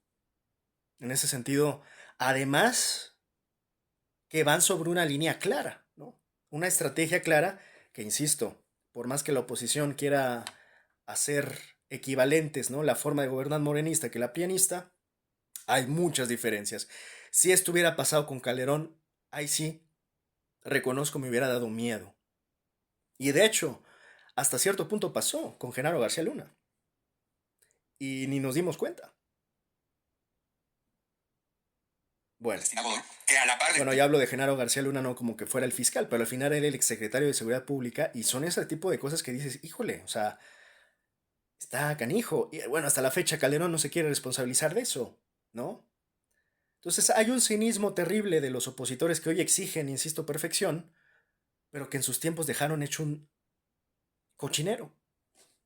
Que teníamos esta Ernestina Godoy, que tú describías muy bien en la Ciudad de México, estaba la otra Ernestina Godoy que tenía esa coordinación con Omar García Harfuch y que lograron bajar los niveles de inseguridad en la capital. O sea, Y que no tiene un ego tremendo de checarle la plana, o sea, le permite trabajar a armar, cosa que a Gertz no le permitía. no, total. Entonces siento que va a avanzar mejor la estrategia de seguridad de la presidenta, que nos interesa a todos, que resulte bien. ¿Cómo ves, Chucho? Por supuesto que nos interesa que funcione la estrategia. Esté bien. ¿Cómo ves, Chucho? Por supuesto que nos interesa que funcione la estrategia de seguridad, por supuesto. Sí. A mí me resulta muy amenazante el perfil político de Ernestina Godoy, en donde hay claramente una Es amenazante porque, insisto, igual iban tras de él. Pues, ¿por qué amenazante, hombre? Relájate, ¿no? Relájate un chingo, pelón. de un movimiento que ve a los otros como amenazas y que tiene como jefa a una mujer que describe a sus críticos como sopilotes y que describe a los opositores como terrible. traidores a la patria. Me parece que esa es una combinación realmente explosiva. Como si no lo fueran, además. Como si Lili Telles no lo fuera. Como si hasta estos también no lo fueran. Los cretinos. Por Dios. Insisto, son de verdad patéticos. Patéticos. Este país. Desde luego que si funciona esta pista de eficacia contra el crimen, será algo que habrá que celebrar. Pero en el primer momento, el que tú tengas como encargado de la acusación de los delincuentes, de la persecución de los delincuentes, alguien a quien está tan profundamente identificado con una parte política del país, me parece que es una receta perfecta para usar antidemocráticamente ese poder. Bueno, Pero es que ese argumento a la hora de que es que los del PRI también lo hacían No, fatal, lo que quiero decir es que no nunca deja hemos ningún tenido- elemento para hacer la crítica de lo que pasa en este momento. Lo que te quiero decir es que no ha cambiado esa pieza en el sistema. Entonces tienes toda razón. Esa parte Silva Herzog está a dos de llorar, de las lágrimas. no ha cambiado. ¿Cómo le vamos a hacer para que cambie? Y bueno, o sea, enfrente tenemos un caso muy importante que es el de Huachicol Fiscal, ¿no? En donde claramente el gobierno ha tratado de mantenerlo hasta... A ver, no sube de los contralmirantes, ¿eh? Cuando... Ahí creo que eso me da la pista un poco para hacer el cuestionamiento. Ana Laura, ¿cómo puedes tú perseguir al crimen si no tienes permiso de destapar la relación entre el crimen y la política? Es que Escuchen este argumento y cómo el propio Silva Herzog se termina contradiciendo 3 doritos después. Yo creo que eso es Ese es el tema. la aplicación de la persecución de los delincuentes. ¿Y qué misión tiene Ernestina Godoy más allá de conservar la cohesión de esa coalición gobernante? Me parece que en ese sentido, el que no haya autonomía condena al fracaso desde antes la función de Ernestina Godoy. A ver, entrenle a este tema. A ver, a mí me gustaría preguntarle a Ana Laura. Sí. Si yo me retrotraigo, ¿cuál fue el último secretario de Seguridad Pública con este nivel de poder al que tiene hoy García Harfuch? Evo, que nos pudiera llevar a pensar que en esta ocasión sí va a funcionar cuando no funcionó con Felipe Calderón. Que ya funcionó. Ya funcionó en la Ciudad de México. ¿Y qué hizo que funcionara en la ciudad? Que le dio chance a que los policías hicieran primero el trabajo. Esto que cuento, que el Ministerio Público no agarró la carpeta desde el origen, que hubo mucho más trabajo de inteligencia, de detectar gente. O sea, para que las investigaciones criminales avancen, se necesita policía de investigación, no un experto jurídico, un abogado que te ayuda a llevar el caso al juicio y ganar el juicio. Ese espacio para la investigación criminal es la que nunca se desarrolló en el régimen autoritario, porque no servía... Y tampoco en el de Calderón. Entonces la heredó Calderón, y ya Calderón decidió que era por la fuerza y no era por el sistema de justicia. Y Calderón, porque yo estuve ahí en la batalla por los juicios orales y la reforma de las fiscalías, esa pieza no la iban a tocar. Pero no fue una estrategia basada en detenciones. O sea, las detenciones se mantuvieron casi planas, que eso es brutal. Lo de la letalidad. Es letalidad. Sí. Y aquí sí hay muchas detenciones. O sea, como dato entre García Harfuch y García Luna, hay una diferencia. García Luna no los metía a la cárcel. García Harfuch está trabajando para que lleguen a la cárcel. Digamos, eso me parece un elemento nuevo que le resultó bien a Ernestina y que arregla ese pedazo. El pedazo político, lo único que estoy diciendo es que ese no lo hemos arreglado y que no va a depender de quién ponemos de fiscal. Es una reforma mucho más profunda. A ver, Javier, yo coincido mucho con lo que dice Ana, y para mí la pregunta es, me queda claro cuál sería mi sistema ideal, pero ante este cambio la pregunta es si algo mejora sin que nada más empeore. ¿Sí? ¿No? Y creo que algo mejora y no empeora nada. Respecto a Gertz, ¿sí? Respecto a Gertz, lo que había antes Gertz, no me estoy en el pasado remoto del PRI, respecto a Gertz, yo creo que vamos a tener una mejor situación, lejísimos de ser ideal. Lo dice muy bien Tello. Me gusta su forma práctica de pensar, ¿no? O sea, es que, de nuevo, ese es el problema de la oposición, que habla de ideales, de mundos rosas, de Disneylandia, de la perfección, del zen, del cenit, de abrir el tercer ojo, de salir de la Matrix. En fin, todo lo ven en términos ya casi espirituales, porque ya están bien evolucionados. Desde que llegó Morena, todo lo quieren en términos de perfección. Resultados en términos de perfección. Quieren ser los más iluminados. Quieren resultados de monjes, impolutos, pulcros, perfectos. No, pues suena poca madre sus fantasías. El problemita es que tienen que aterrizar. Si tan despiertos se sienten, tan fuera de la Matrix, por un día nomás, tienen que aterrizar en la realidad. Y como bien lo dice Tello aquí, lejos de ser ideal, pero de momento, de manera práctica, tendremos un mejor escenario con Ernestina que el que teníamos con Hertz Manero. Así de simple. Así de simple. Por más gastritis y por más que se ahoguen en su propia saliva y su propia bilis, los opositores, prianistas o antimorenistas, Tello lo ve de manera práctica y me parece correcta. Ok, ya en algún momento ocurrirá ese mundo ideal que propone Silva Herzog, donde la autonomía será el máximo valor, además de la libertad y del viva la libertad carajo. Pero de momento, basta con que haya salido primero este Hertz Manero, que no es menor, y que haya llegado Ernestina, que por más que Herzog le traume, lo dicen prácticamente de manera unánime, es mejor que tener a Hertz Manero. Respecto a tu preocupación del uso político en la justicia, que es sumamente genuina, yo curiosamente veo lo que ocurrió.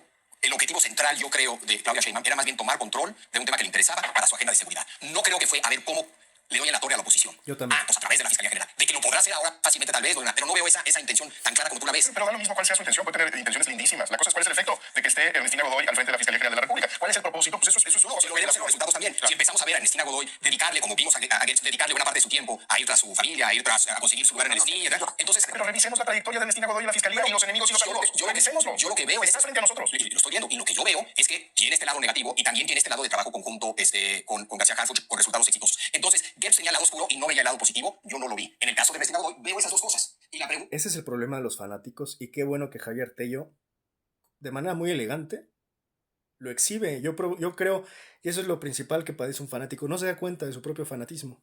Y Tello dice, sí, pero equilibradamente dice, tiene estas partes negativas y tiene estos resultados positivos. Cosa que los fanáticos nada más adivinen qué lado ven. Uno de los dos, porque hay fanáticos de los dos lados, ¿eh?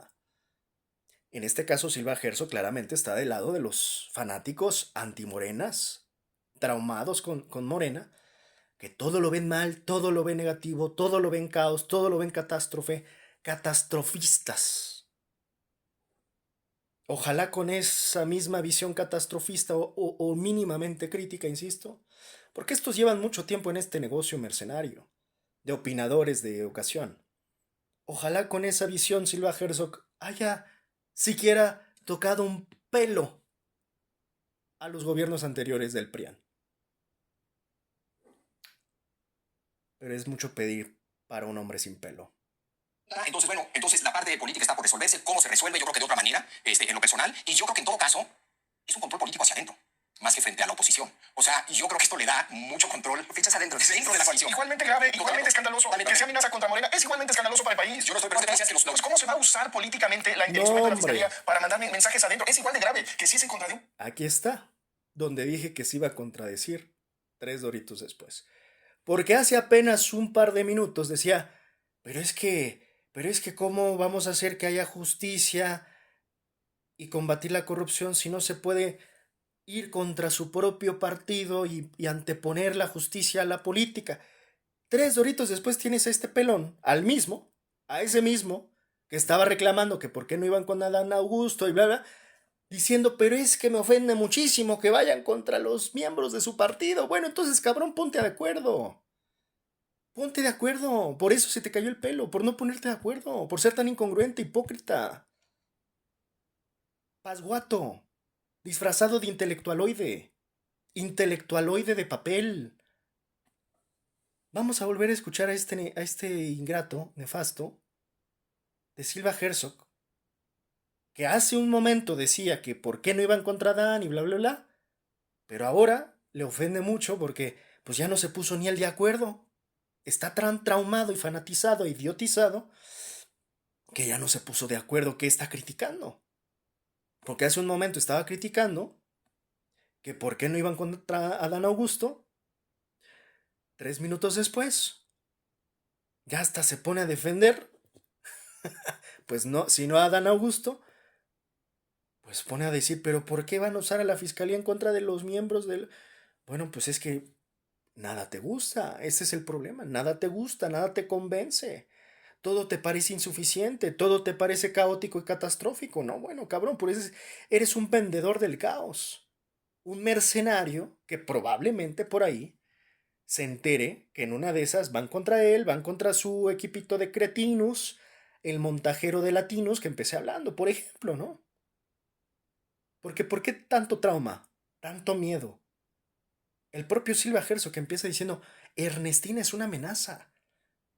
¿De qué? ¿Para ti? Tal vez. Porque si se va a hacer justicia puede que sí para ti sea una amenaza. O para tus conocidos o tus contactos. Yo no tengo pruebas para acusarlo. Por supuesto. Pero que nos explique por qué piensa que es una amenaza. O sea, casi casi está diciendo que prefería a Hertz Manero. Porque yo creo que nunca lo vimos revolotear y patalear y lloriquear tanto con Hertz Manero hasta ahora que llega Ernestina. Qué curioso, ¿no? Y ese es muy buen indicador siempre, ver quiénes son los que más se quejan de una decisión. Son los que más temen. Se delatan y se exhiben solos. En todo caso, es un control político hacia adentro, más que frente a la oposición. O sea, yo creo que esto le da mucho control, fichas adentro, dentro de la coalición. Igualmente grave, igualmente escandaloso. Que sea amenaza contra Morena es igualmente escandaloso para el país. Yo no estoy pensando que Pues, ¿cómo se va a usar políticamente el instrumento de la fiscalía para mandar mensajes adentro? Es igual de grave que si es en contra de un panista o en contra de un morenista. Es escandaloso de la discusión. Es que tu preocupación era una preocupación de luz en contra de la oposición. No solamente. Ah, ok, no solamente. No solamente lo... A ver, yo creo que Víctor tiene toda la razón en poner sobre la mesa una preocupación liberal muy entrañable y básica, Claro. que es la libertad individual frente a los abusos de la autoridad. ¿Y quién más que el que puede, digamos, fincarte una responsabilidad? Tú acabas en la cárcel, privado de la libertad, privado de tu patrimonio, etc. Me parece que efectivamente ese es un dato que es muy preocupante, que no cambia en absoluto con respecto al pasado, pero que eso no lo hace menos bueno. Vamos a ser claros, o sea,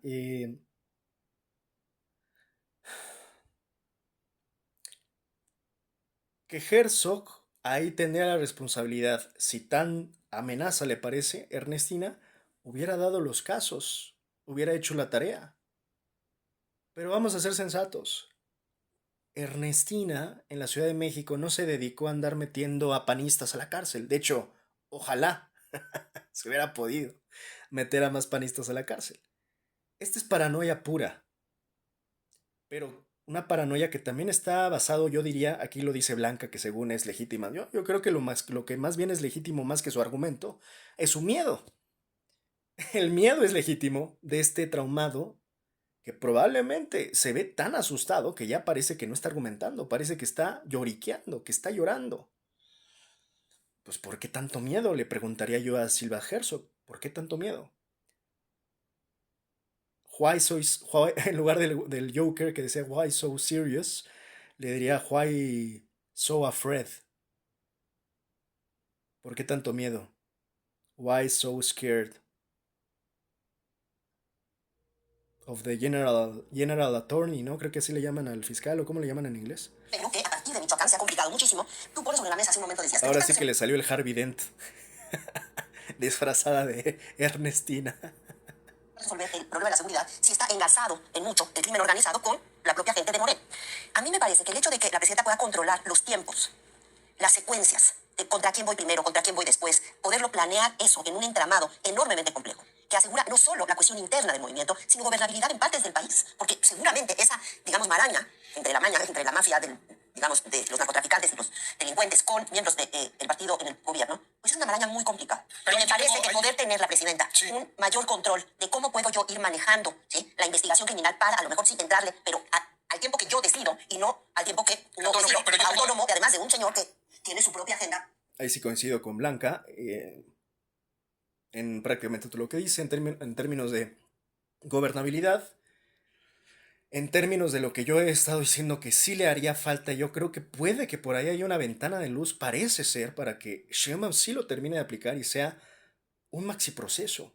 Eso le daría una fuerza que, bueno, si ya de por sí está teniendo esto, que por ahí vaya haciendo las carpetas para que en algún momento esté listo un maxiproceso y que cargue contra todo aquel que esté fuera de la ley.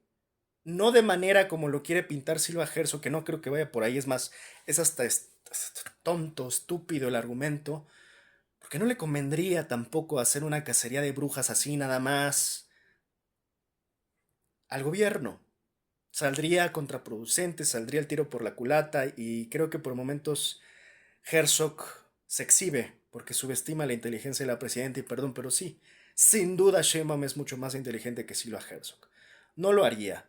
Nunca en su discurso siquiera han sugerido este uso que de manera paranoica sugiere o eh, infiere que se va a hacer Silva Herzog con el uso de la fiscalía, uso político y uso de persecución y ayuda. Nada más le faltó decir ayuda, por favor. Ayuda, Estados Unidos, ayúdame Donald Trump a salir de esto. No, esa es paranoia y esquizofrenia de Silva Herzog, disfrazado de intelectualismo.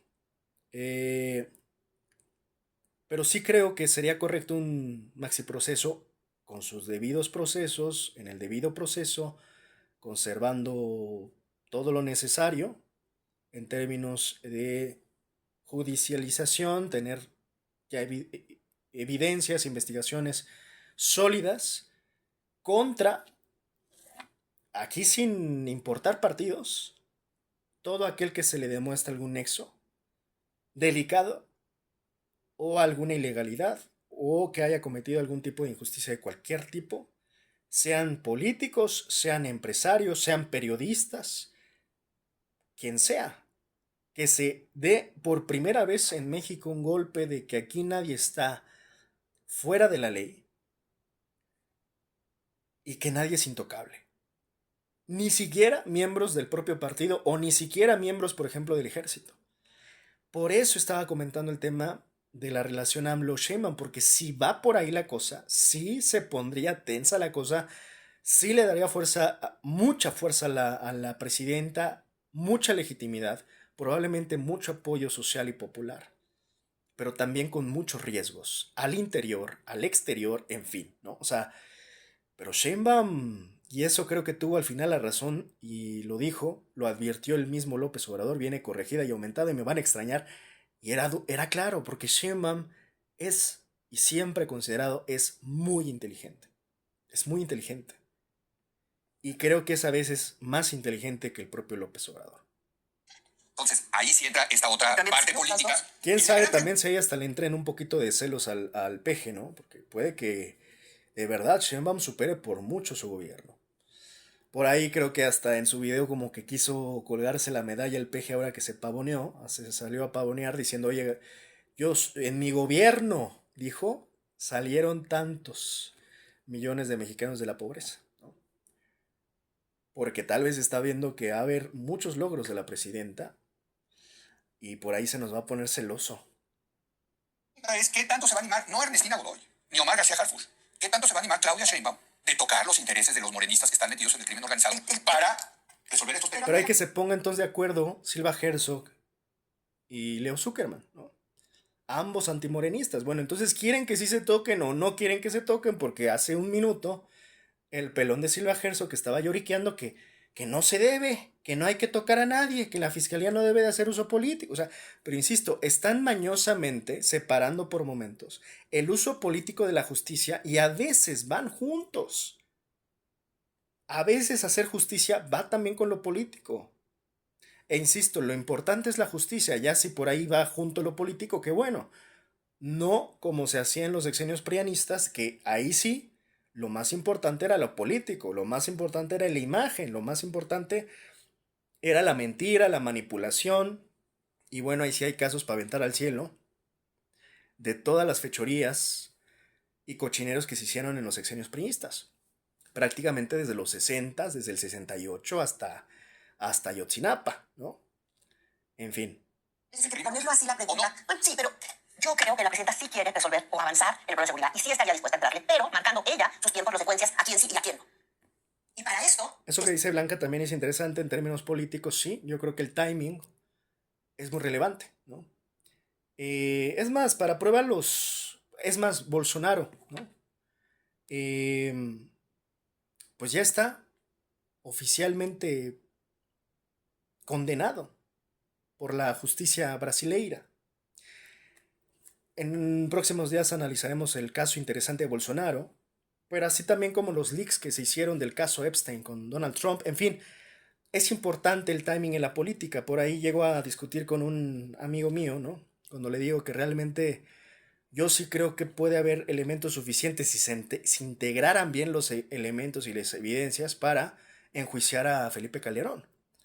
Se podría armar, creo yo, un expediente, una carpeta de investigación sólida en contra de Felipe Calderón, que me parece pues evidentemente un miserable expresidente mexicano, el primero que tendría que estar en la cárcel. De entrada ya está su ex colaborador, exsecretario Genaro García, y pues yo no encuentro como que qué más pruebas necesitamos, aunque insisto, se podría integrar, creo yo, una carpeta sólida. Y en una de esas, así como le pasó a Bolsonaro, ahora que le pase a Felipe Calderón. O sea, no se puede descartar esas posibilidades, ¿no? Mi amigo me decía que eso nunca iba a pasar y demás. Un par de días después, pasa lo de Bolsonaro, ¿no? Entonces, sí importa mucho el timing y creo que sí es viable cuando pues puedes matar dos pájaros de un tiro, porque yo le decía a mi amigo, porque él me decía, es que eso es nada más tema político, algo similar a lo que aquí argumentan Leo Zuckerman o, sí, sobre todo Leo Zuckerman o Silva Herzog. Sí, puede ser político, pero no necesariamente porque sea político deja de ser justicia. De hecho, veámoslo de manera inversa. Yo lo veo más bien que, por ejemplo, el tema de Calderón es un tema de justicia. Ya paralelamente, obviamente, tiene costos y afectaciones políticas, no solo a Calderón, al PAN y demás, y a todas las figuras implicadas en su gobierno. Sin embargo, hay que tener claro que no caigamos en este falso dilema que ellos de manera falaz argumentan, ¿no? Como diciendo, es que esto es político y se va a usar. Bueno, pues es que a veces suele suceder que ustedes lo quieren ver político cuando en realidad es un tema de justicia, como en el caso que ejemplifico de Felipe Calderón. Ellos podrán decir, es que es persecución política, que vayan contra Felipe Calderón. Bueno, perdón, yo lo veo como un tema de justicia. Y algo similar a lo que también quiere, por donde se quiere salir por las ramas o por la tangente Salinas Pliego ahora, ¿no? Como perseguidos políticos. Y es que Morena está haciendo persecución política. No, mijo, es que te están persiguiendo porque no pagas tus impuestos y porque estás fuera de la ley y no estás cumpliendo la ley. Por eso te están persiguiendo, porque se te quiere judicializar, porque se te quiere aplicar la ley. Y tú, que prácticamente te comportas como un criminal empresarial, quieres salirte de la ley y en ese sentido, como no quieres cumplir la ley, te asumes a ti mismo como un perseguido político. Y entonces cuando de repente vayan contra él, van a decir que es perseguido político y que es político. Su caso es político. No nos confundamos, insisto, y caigamos en esa falacia o en ese falso debate que ellos quieren presentar. No es político cuando hay justicia primordialmente de por medio. Entonces sí hay política, pero no es lo principal. Va paralelo porque lo principal es aplicar y ejercer la justicia. impartir la justicia. Pero hasta ahorita Sí, la usted evidencia, sabe. la evidencia que hemos Bueno, tenido, hasta por ahorita no ha ejemplo, tenido control en de el la caso cosa. del huachicol, ella dijo hasta acá llega. No sube, no sube y no ha subido. ¿Estamos de acuerdo? Ok. Se ha llegado al nivel de los contralmirantes, lo cual resulta poco creíble, hay que decirlo, para el tamaño del negocio que es este tema del huachicol. Y las sospechas de que ha habido, ese dinero se ha utilizado Eso en un momento lo contraargumenta muy bien Tello, así que dejaré que Javier Tello lo en temas políticos. escuchémoslo. La pregunta, yo sigo pensando, bueno, Bueno, pero el chiste es que ahí hay un equilibrio complejo entre tres cosas. Tú quieres efectivamente darle un golpe fuerte a, digamos, tú eres el presidente de México o él. O sea, fíjate, Leo, que una de las características que tiene la Fiscalía General, a diferencia de las locales, es la complejidad de los casos. Sí, sí. Y es donde más necesitas investigación. Sí. O sea, este problema que yo digo de cómo vas a coordinar, o sea, para detectar a un gran criminal necesitas un montón de cosas de inteligencia solamente para dar con él y dar con las pruebas. Y coincido que que en este caso está muy intrincado con el tema de corrupción. Yo recuerdo que la batalla por la autonomía fue la batalla la detonó la corrupción, no la detonó la seguridad. O sea, era la idea de cómo le vamos a hacer para que los políticos no tengan esta protección de impunidad y ese pacto de impunidad y que haya un órgano que pueda ir investigando corrupción de forma autónoma de la política. A mí, si hubiera un lugar donde yo le diera autonomía, o de verdad, una subprocuraduría bien autónoma, de que de verdad fuera creíble, yo creo que la presidenta la ayudaría. La ayudaría a decir que eso ya está en otro lugar y que se pueden llevar los casos de forma mucho más autónoma, que solo sea una decisión. Sí, básicamente le ahorraría trabajo, esfuerzo, porque en efecto, como coincido lo que dice Magaloni, pues si realmente fuera autónoma y hiciera realmente el trabajo que tiene que hacer, sin entorpecer u obstaculizar la labor o la estrategia de seguridad nacional, pues como lo dice Magaloni, a favor de Sheinbaum sería. Pero no fue así con Gers Manero. Por eso desde ahí caen en sus propias trampas Silva Herzog, por ejemplo, cuando habla tanto de autonomía y se llena la boca de autonomía, se atraganta de autonomía Silva Herzog, pero que primero la oposición nos diga, ¿con Gers Manero había o no había autonomía? Porque parece que ya hasta les estaba gustando. La falta de autonomía de Silva Herzog, que a veces, perdón, de Gers Manero, que le gusta a Silva Herzog, que a veces hasta los terminaba favoreciendo a ellos. Claramente. Protegiendo, encubriendo, solapando. Y no olvidemos el perfil de Gers Manero, que yo ya he analizado hace muchos meses atrás, antes de que estuviéramos en este meollo. Cuando yo decía, Gers Manero es un chapulín. Y ha trabajado prácticamente con todas las fuerzas políticas. Y en ese sentido, sabe, como de manera muy culebresca, sonreírle a todos o apuñalarlos a todos sin que se den cuenta. Eso, pues creo que fue el modus operandi que le pudo haber permitido estarse moviendo por todas las aguas. No hay otra explicación, tampoco se requiere mucha ciencia. Unipersonal, digamos. Coincido con Blanca que el tablero ahorita está complicado, pero si yo me imagino resurgir el debate. En ese sentido, nada más digo, pues puede que ya Gers Manero por momentos estuviera prácticamente, en lugar de ayudar al gobierno actual, pues perjudicándolo directamente. Se habló mucho, por ejemplo, del caso de las filtraciones, de los leaks. Y sí, la realidad es que hay información que dices, bueno, ¿quién filtra ese tipo de información? Y además tan a menudo, porque ya estaban siendo casos muy recurrentes, ¿no? Que sí, como que quería golpear, es esto que juegan a dos bandas, ¿no? Como que golpean los dos bandos para que no se den cuenta, pero al final a quien más en este momento le afectan filtraciones, pues son al gobierno, más si no se, insisto, yo creo que se pueden trabajar de mejor manera. Al final creo que Sheinbaum ha demostrado que no está en contra de ir contra los corruptos, pero el problema es que hay muchos corruptos que sí están en contra de ella, incluso dentro de su propio gobierno o de su propio partido. Afortunadamente de momento hay uno menos, que es Gers Manero. Oigan, creo que tenemos que hacer un comentario sobre, porque la semana pasada tuvimos un muy buen debate sobre qué tanto poder tenía la presidenta, y acá la presidenta, y yo sí creo que ella tiene la firme intención de entrarle al tema de la colusión entre el crimen organizado y su propio partido. ¿Cuánto, qué tan rápido, a qué nivel? Se trata de satisfacer los estándares que ha fijado Leo. Tú dices que no has visto nada al respecto. A ver, dime dónde has visto algo que haya una determinación pública, no una conversación con algún amigo, una determinación pública de confrontar al crimen organizado en sus vínculos con su partido. Bueno, yo no he visto ninguna. Bueno, yo sí. Perdón, dice Leo. Un contraalmirante. Bueno, perdón, un contraalmirante tiene un buen nivel. Y no es cualquier contraalmirante, es el sobrino del exsecretario de Marina. Y no es cualquier sobrino del exsecretario de Marina. Al parecer, tenía un control brutal sobre el sexenio pasado sobre la Secretaría de Marina. No es una figura menor, no es un sargento. No eran esos son militares. No, perdón, es la coalición gobernante. Ahora me quieres decir. No, es la coalición gobernante. Te la doy. Es la coalición gobernante. ¿Con quién está gobernando? Hablamos una y otra vez de que metió hasta la cocina, las Fuerzas Armadas, y ahora me dices que no. Eso es un Estado mexicano, nada que ver con Morena. Digo, eso para mí es una muy clara señal. Entonces me dices, no, pero si no han agarrado de arriba. Otra vez. Sí, es que son muy selectivos, o sea, ocupan los mismos argumentos dependiendo de cómo les conviene, ese es el problema. Es un doble discurso. y es constante, prácticamente lo hacen en todo, ¿no? Como bien lo dice aquí Tello, no es menor contra quienes se está enfrentando Claudia Sheinbaum como el almirante, o contra almirante, que quien sea, o sea, es que es algo inédito, y es que esto es lo que me molesta mucho de la oposición prianista o antimorenista, que están tan desmemoriados o ignorantes en su propia ignorancia, que hablan como si eso hubiera pasado cada domingo en los sexenios del PRI o del PAN. O sea, son cosas de hecho inéditas que nunca se habían visto en México y que ahora resulta que ellos están ya muy acostumbrados cuando eso jamás en sus sexenios se llegó a ver, pero ni por asomo.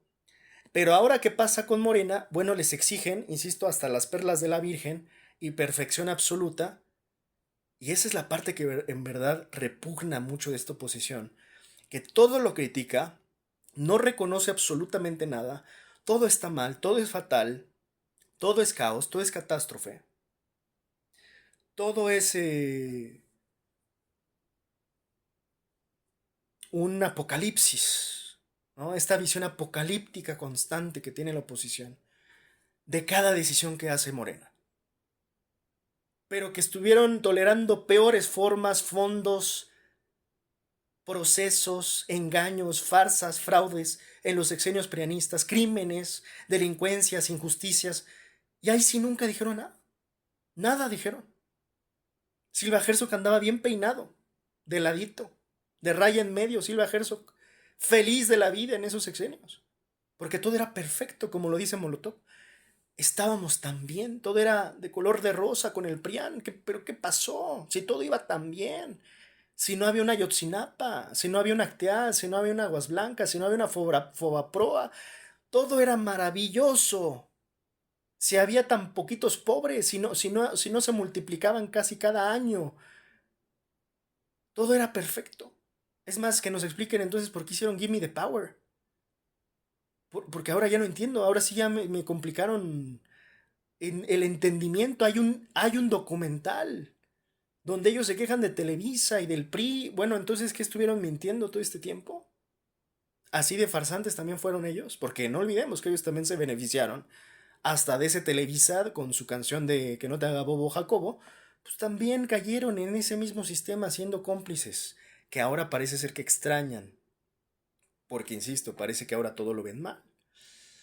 Pues no sé en qué México vivían, en Disneylandia, pero esa de Disneylandia nada más estaba en su cabeza.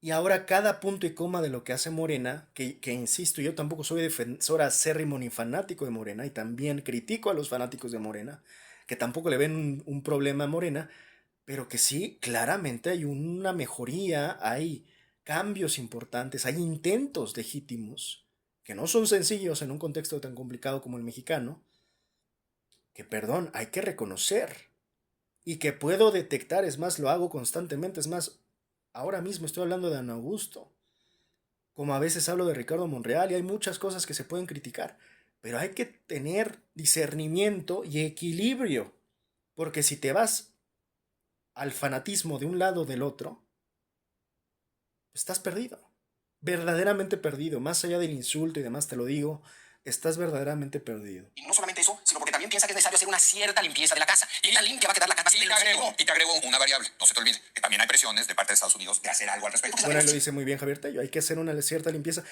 Coincido mucho en estos argumentos que dio Javier Tello como en los que dio Magaloni. La verdad, elevaron, creo yo, de manera además, elevaron el debate, pero además con mucha sensatez. Porque no todo tampoco le aplaudieron a Morena, pero creo que fueron muy sensatos, ¿no?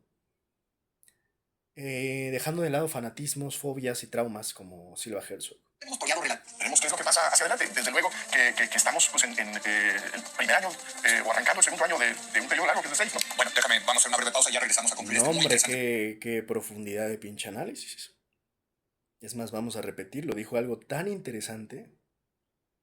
Algo al respecto. Porque al menos siempre hemos podido relatar. Veremos qué es lo que pasa hacia adelante. Desde luego que estamos pues, en el primer año o arrancando el segundo año de un periodo largo que es de 6, ¿no? Bueno, déjame, vamos a hacer una breve pausa y ya regresamos a concluir este muy interesante. No quiere decir que sí es... Gracias por informarnos que es de 6 años el gobierno de Claudia Sheinbaum, ¿no? Tremendo dato. Estar Ernestina la investigación criminal. Sí.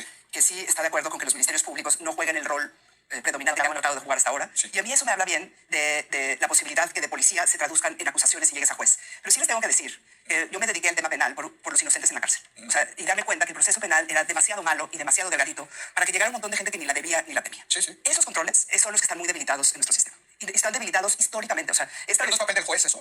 es papel del juez y tenemos jueces delgaditos Porque, por ejemplo, en este caso de Gertz, de la familia, fue la Suprema Corte la que acabó pero liberando ¿no te a... parece increíble? Y no había caído el sistema, ¿eh? Sí. ¿No te parece increíble que tuvimos que llegar a la Suprema No, Corte increíble. para parar Y una se cosa pasó tan 500 días, arbitraria? 500 días en la cárcel. O sea, lo que quiero decir, nuestro sistema como de frenos y contrapesos, de poder decir, este sí es responsable. Eso es algo terrible, ¿no? O sea, y lo hemos comentado varias ocasiones, que haya personas que estén durante tantos años en la cárcel sin sentencia. O sea, es verdaderamente terrible, ¿no? Y próximamente hablaré ya del libro de fabricación de Ricardo Rafael, que está con este tema de Wallace. Por ahí comentaré algo también del tema de Israel Vallarta. En fin, o sea, de esto se ha llegado a documentar por muchos periodistas, activistas, es verdaderamente trágico. Bueno, allá también, además de todo este tema de inocentes en la cárcel y demás, los presuntos culpables, ¿no?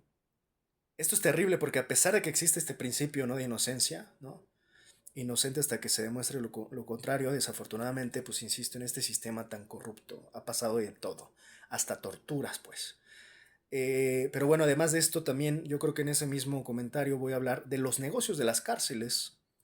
En fin, en general, en el mundo, porque de hecho en Estados Unidos también. Pero bueno, lo hablaremos en el siguiente comentario. Esto no vale para meter a alguien. Ese sistema nunca lo hemos tenido. Y yo ayer que pensaba sobre cuánto le debe la transición a la democracia a la justicia, tiene que ver con eso. Esas arbitrariedades de un sistema que agarra principalmente a gente pobre y lo mete a la cárcel sin pruebas y la familia se endeuda y lo trata de sacar. Eso ha sido el pan de cada día desde que hay. Esa es parte del negocio. O sea, justo se han visto como, pues aquí le sacamos, no tiene nada, pues se los exprimimos, ¿no? Y hacemos negocio con la gente.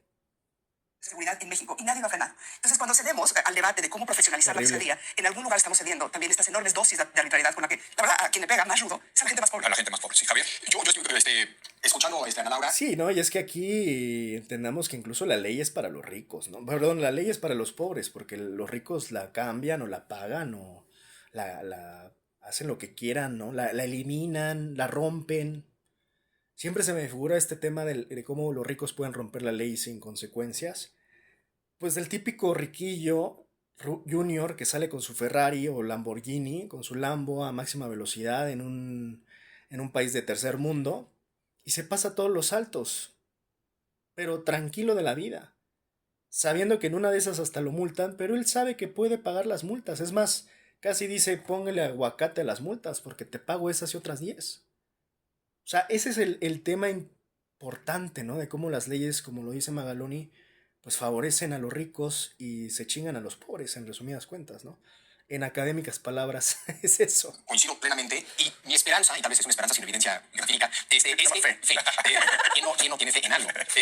Hay dos maneras de ser eficaz. Violar, pensando que puede ser más eficaz si te permiten violar todas las reglas y hacer lo que sea necesario. Sí. Hay otro entendimiento de eficacia que viene siguiendo reglas claras, reglas que funcionan, es lo que genera capacidad. Y mi sensación, mi fe, es que de repente García Harfuch parece ser que ya México trató un chorro de cosas para combatir el crimen organizado. Y tal vez lograr mayor eficacia en este combate tiene que ver con algo de reglas. Ganar bien la carpeta, seguir el proceso, eso abre nuevos casos. Mejorar la evidencia. Te permite desmantelar redes y no solamente agarrar a una persona. El resultado, o sea, eso es posible gracias a reglas que implica algún tipo de control y contrapeso. Yo espero que por ahí vaya la cosa, reconociendo que es difícil lograr eso y es tardado tal vez lograr eso. Eso me recordó la anécdota de cuando el rey de Francia se enteró de lo que estaba haciendo el rey de Inglaterra.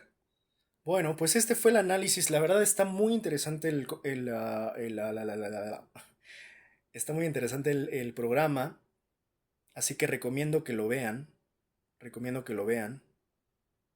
Y pues en ese sentido, ya sin más, este fue el análisis de este muy buen programa y mesa de debate que hubo, exceptuando por supuesto el pelón de Silva Herzog, Ana Laura Magaloni, Javier Tello, Blanca Heredia. La verdad, incluso el propio Leo Zuckerman, de verdad creo que dieron un muy buen intercambio de argumentos, de ideas, de muy buen nivel.